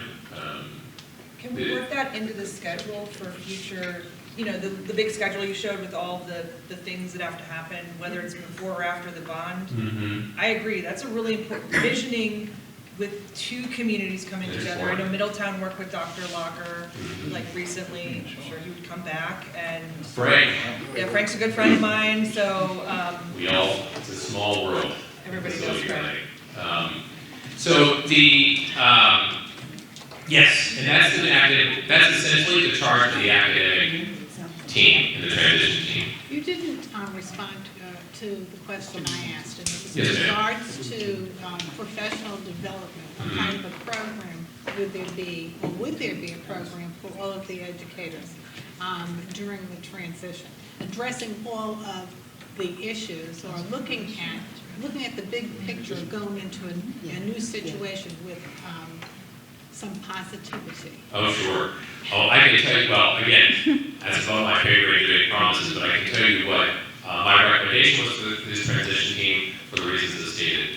It certainly stands to reason that you would want to structure a lot of very good communication with your teachers, both ways, listening, not just talking, showing plans, showing the transition team results, getting feedback, having teachers involved in the transition teams if you notice they were heavy profile in that. So I think the answer is yes, more than once, iteratively, call response format over a period of time. You would need to make it work. That's exactly what I was hoping that would be addressed, because going forward in a transition to a new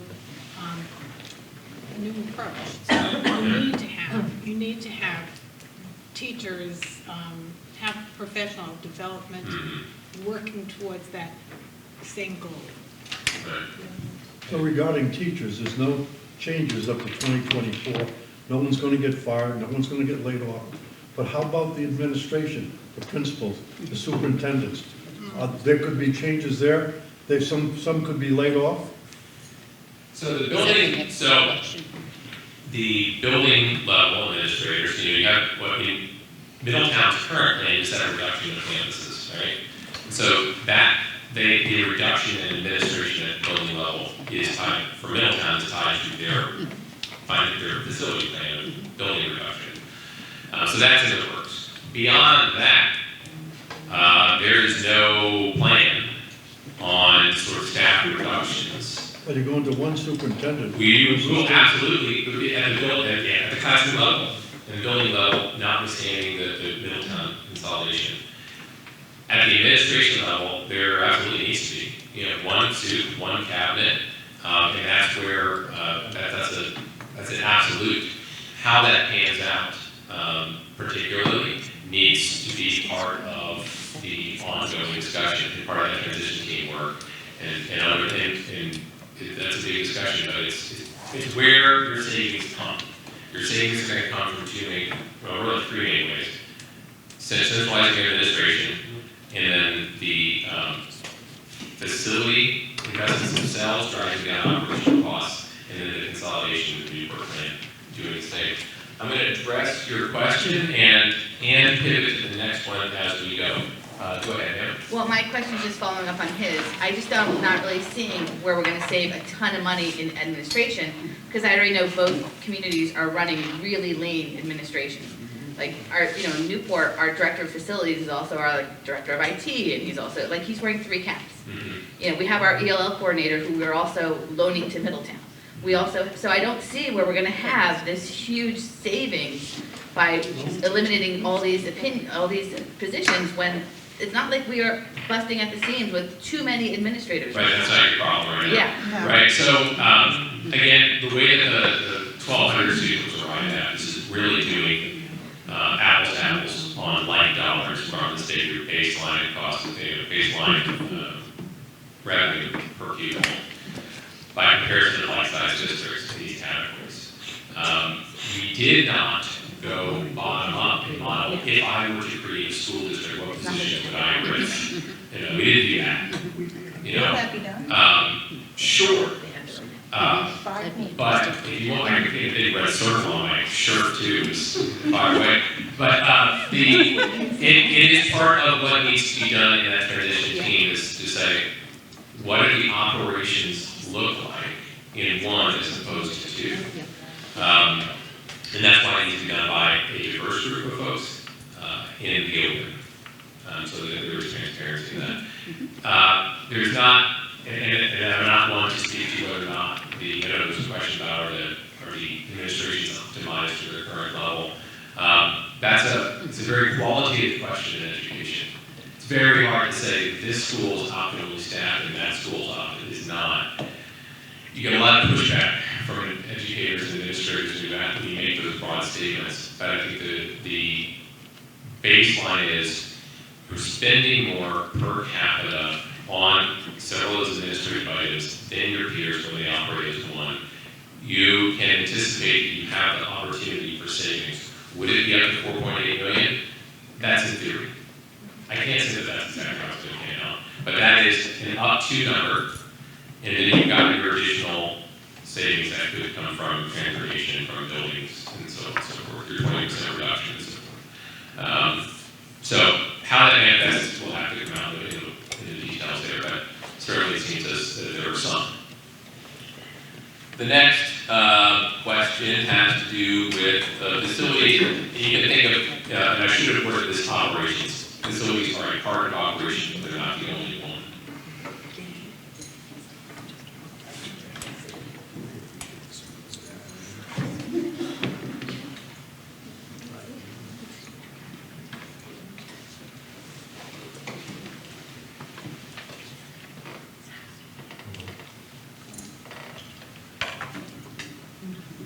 I don't have that question yet. Are you still stuck on the second one? You're still stuck? Yes. If you refresh, Yeah, that's the internet. when it's down, refresh.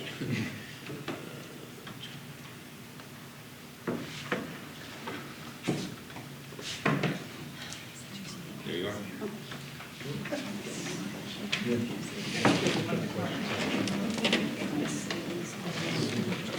All right, good question, sneaky question that's leading to a particular answer that the authors probably figured out. So the answer is that the stage one application for Middletown was based upon the Middletown and it was not looked at as serving the entirety of, say, the middle school population, the entirety of the high school population. It was looking at Middletown's population and reducing those campuses, reducing that square footage for the population in Middletown. So the current plan for that facilities plan, just like in Newport, those plans were created prior for the particular communities that they reside in, not considering the total regional population.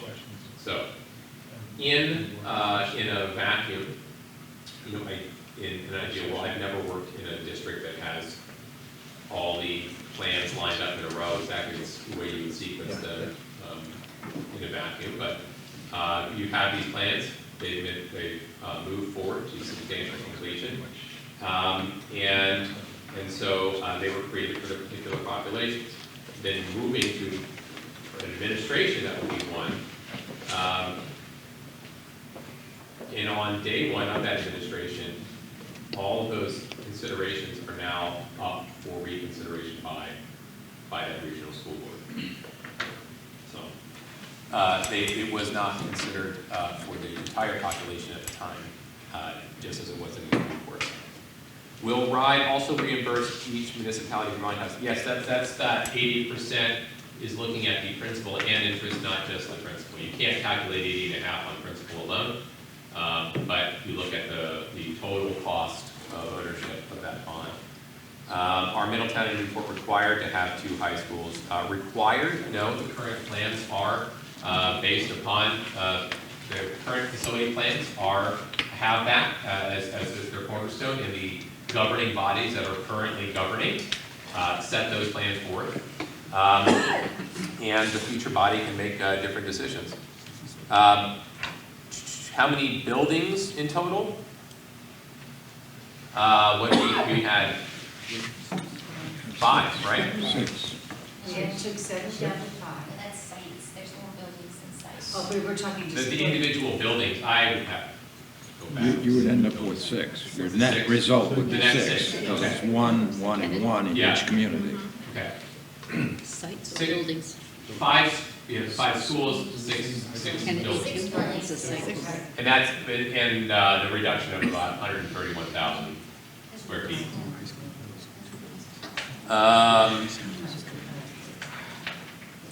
There was a question about the Newport Middle School.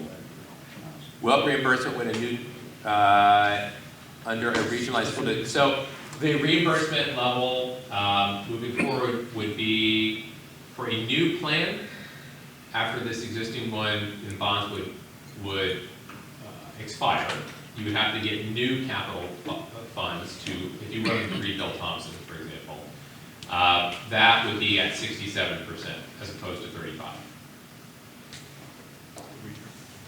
If you chose to do that, where it is, how it is. There are other opportunities, though, to consider. Is the intent to provide access and diversified programs to both community? It certainly is for the folks that I've spoken with. Nobody said anything to the contrary.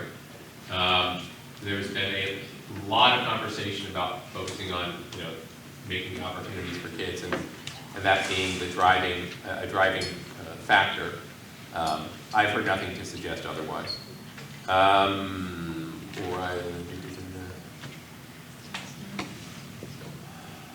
So 6 buildings for the Middletown latest. So stage 2, so Middletown, stage 2 application. Can we just describe, Sean, how stage 2 application works for the existing process? My understanding is that basically you have the master plan for Middletown, if approved. You're rolling that through to completion. So right now, we're in the process of preparing phase 2, but what will happen in reality is we'll prepare the phase 2 and 3 at the same time. Those documents are due in September. We've actually talked to RIDE about having those submitted in June so that we can get the comments back, clear those for September so that we can go out to bid to meet that December timeline. September 23. December, yeah. So, and actually the superintendent tonight was interviewing OPM, so we're getting on track right now to achieve that timeline. So I guess my inference from this question is what impact could any, let's say, feedback from the transition team, comments on the transition area have on the stage 2, I think is the question behind the question. Would in stage 2 applications be at all impacted by the discussions through this process with the transition team? I think the building process we're in right now matches the legislation that was approved by the General Assembly. So I think that's directionally where we're headed right now. At the point that the building's constructed and turned over to the region and the $1 a year lease is paid, that's when the regional school district would or could make changes to what's going on. But right now, we would be obligated to the legislation that's currently authorizing the borrowing. Right. Okay. So the legislation authorizing the bond, the stage 2 process has to tie to that legislation. That would follow through, and upon so the capital program proceeds. Correct. Okay. The programming piece will be, if that's the question behind the question. We have an educational planner that will be working with the community and our staff. Okay. So it's actually my question.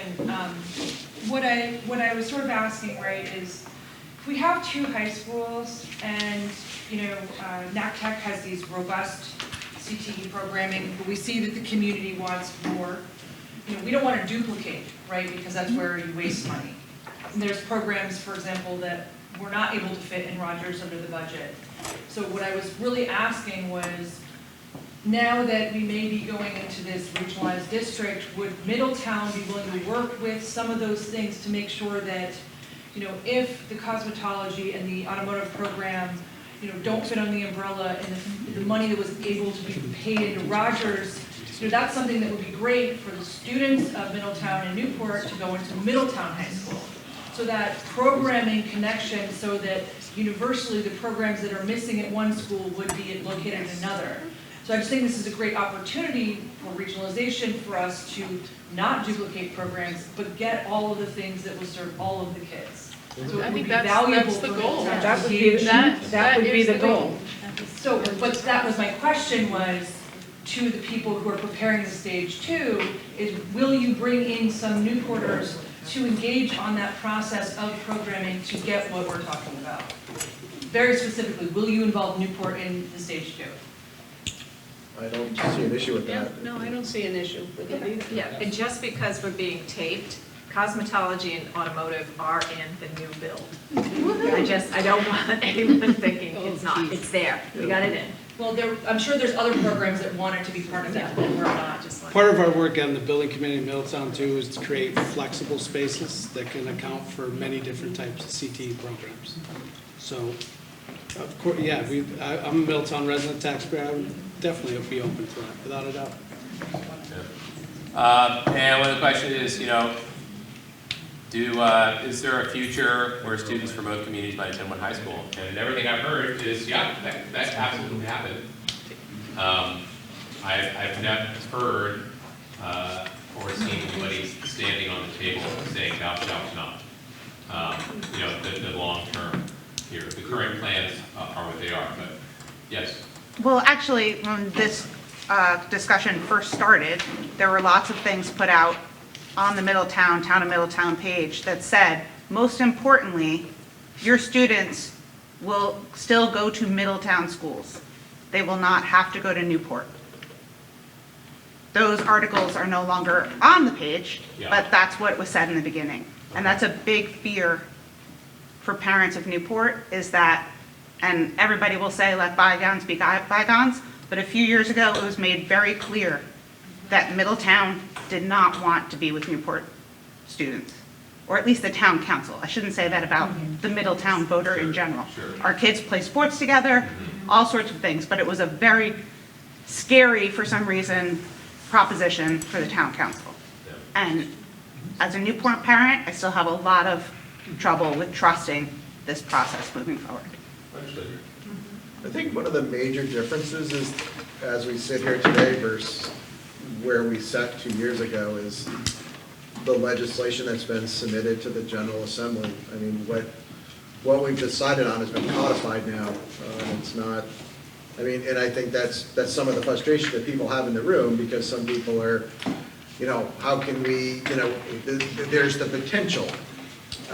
The legislation doesn't guarantee certain things, but it does guarantee others, and again, it doesn't say Middletown staying in Middletown. It says there's going to be a regional school district. It is real regionalization.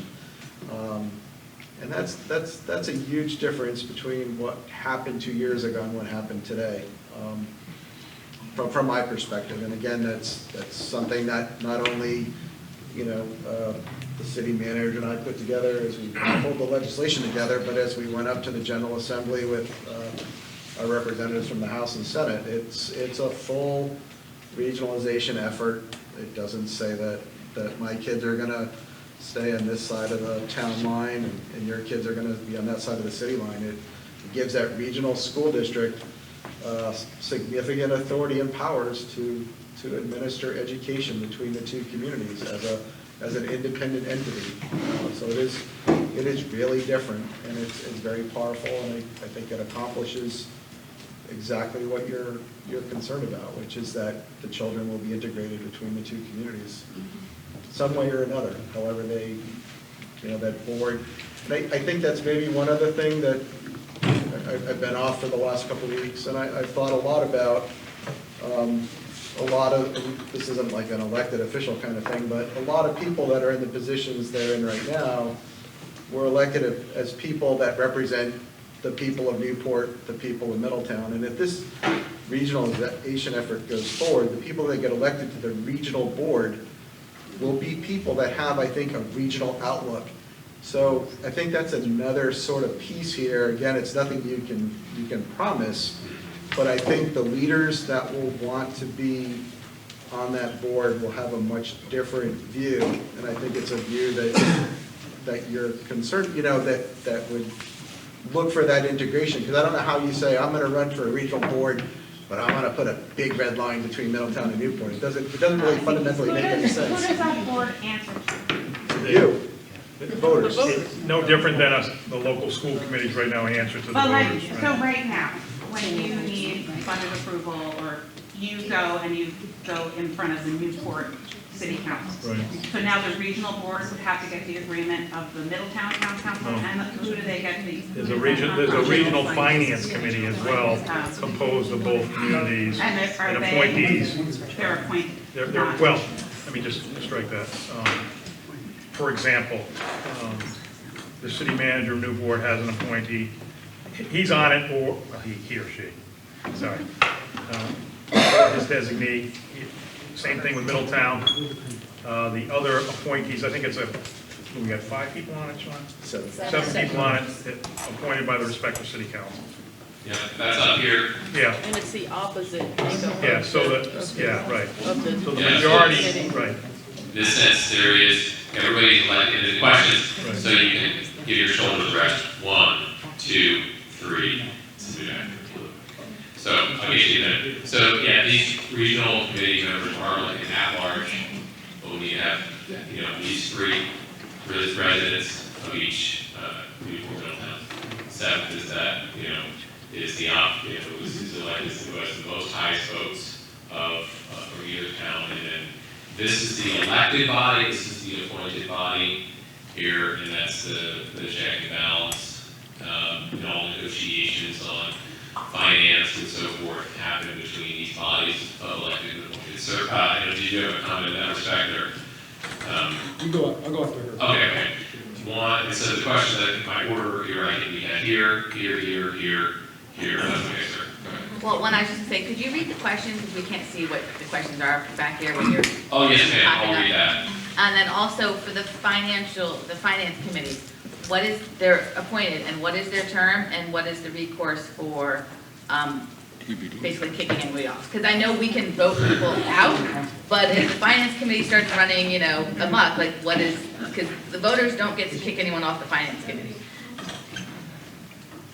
until the next election. It's going to run with the council term, right? I know, that's what I'm saying, like, what is the recourse for getting someone off the finance committee? Are there term limits? Well, I'm sorry. Sorry. The answer is no. If to the extent I understand your question, but their term would run consistent with, and it could probably be, I gotta have to check the legislation, but it's gonna be probably consistent with each budget year, so it could change each budget year. And then a new town or city council will come in. The only appointee for life would be me. No, I'm kidding. But, that changes as well. As my job changes, the same thing with Sean. So in terms of, but we have a standing, we either have a standing seat on that finance committee or a designee. For example, my finance director that you're familiar with. The others aren't, as I say, council appointees, but it could change every budget season. And the first one would have a 1-year term, and following the next general election of November 26th, each election thereafter, then members shall be appointed to the finance committee for 2 years. Yeah, right. But I think that everyone should understand that in terms of the majority on each committee, if the majority on the regional school district was Newport, the majority of members on the finance committee would be Middletown, and vice versa as well. These are, the question that's on your full editor right now, which you can't see, I'll bring it back up, is about questions about governance. So that's what we're talking about, but go ahead. I just wanted to bring to everyone's attention, or to remind everybody, and especially your concerns about Newport. I understand where they come from, but I want you to understand that there were over 1,000 residents who signed a petition who were in favor of bringing a discussion about regionalization forward. So there is a lot of support within the community for increasing the educational opportunities for all children in both cities and towns, Middletown and Newport. So I understand where you're coming from, because if I were in your seat, I'd be coming from the same place. And you know that there are unanswered questions that are lying underneath, but many, many, many people are in support of the issue. Thank you, So Jan. just feel Thank you. comfortable about that. Yeah. And for those of us who work on the CESU, getting the signatures on the petition, we were very, very unhappy about not having it on the ballot this particular year. So with that, I just want to bring that forward because to me, that's very important for all the Newport residents to understand that it was not really the heart of the residents, and at least the ones who signed the petition. So there is support. Ma'am, do you have a comment? Yeah, I think, I just kind of like the net of what I've heard in talking to people in the community, what I think you're hearing come out tonight and a lot of questions, the governance and then the lack of what's in writing, the academic committee seems to be a really crucial part of this. And that's all just, this is what we're gonna, that's like the work you said that has to occur. And I think there's a lot of concern about then what power does that team then have to ensure that this new combined committee has. And then it looks a little bit like through the finance committee, but I'd just like to understand, you know, how that actually operates within the town council's purview. Because historically, you know, there's a lot of ask of just trust us, just trust this process. First of all, will say I am a huge supporter of regionalization. I was part of CESU, I started the initial petition, so, but this isn't real regionalization to me in a lot of ways. I see the benefits financially. I think there's a tremendous amount of trust that has to be overcome on both sides, and I don't feel like we're putting forward the right information to overcome those trust issues. And I think a big part of and I think it's possible, we have time, but I think we've really got to hone in on what that means. And Middletown Town Council is an issue, like and especially because my concern is with the school department. The school department in Middletown, I can't speak for Newport, but Middletown and Middletown's Town Council and School Committee have been extremely contentious relationship. And my concern is if all of this, basically most of what parents, a lot of people are caring about is what's going to come out of that academic subcommittee that's going to be formed. And so how is that then going to translate to a working team that the town council is going to support? And who has the power? Where does the power really lie? Because today it does not rest with the school department. It 1,000% rests with the town council, who has not put education first. And this is, I get it, it's going to save Middletown a ton of money. That matters. That has been what has been at the forefront of this decision. All good, all fine, saves Middletown a ton of money, but where is it going to be, and can we put in writing the reinvestment plan for some of that savings? I think that is a key part. Where is that reinvestment going, and why can't we put any of it in writing at some point in time, or commit to putting some part of it in writing? Because that's what I have no faith in, that any of the savings is actually going to get put back into student outcomes. Can I just say, I agree with you, I agree with you, and I think that we as elected officials have to pledge and have to show the desire to put some of that money back into the education. It's the only fair thing to do.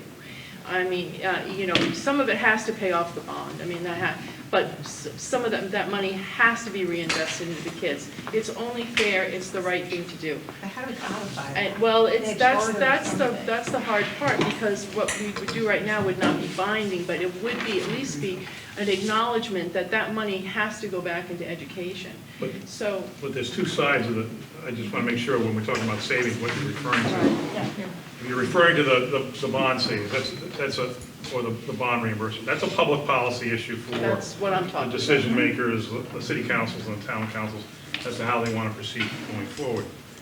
The other savings, the so-called operation savings and the bus savings, as it were. And I don't think there's the a lot there. that's a big issue. Well, regardless, but the answer to that question is that those are part of the respective school committee's budgets right now.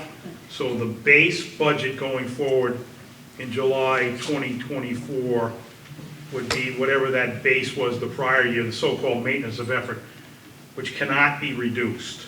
So as a matter of law, that just stays with the new regional school district. And that was an issue that came up with us when we were discussing things with RIDE, and they gave us a very thorough opinion on it. So those monies stay, but the public policy issue is a different issue with people like Lynn But the and reimbursement other is the policy. Barbara as to how, maybe setting a menu going forward or a plate going forward as the public policy attitude as to how the reimbursement is used. Is it used strictly to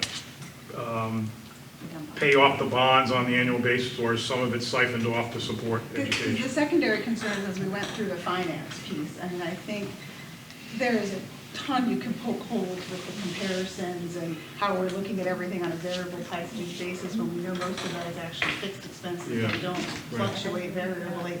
And I feel like there's an overcommitment to the operational savings that is going to cause a whole nother upheaval of mistrust when the bottoms up is done and the bottoms up is viewed and go, oh, there really isn't much operational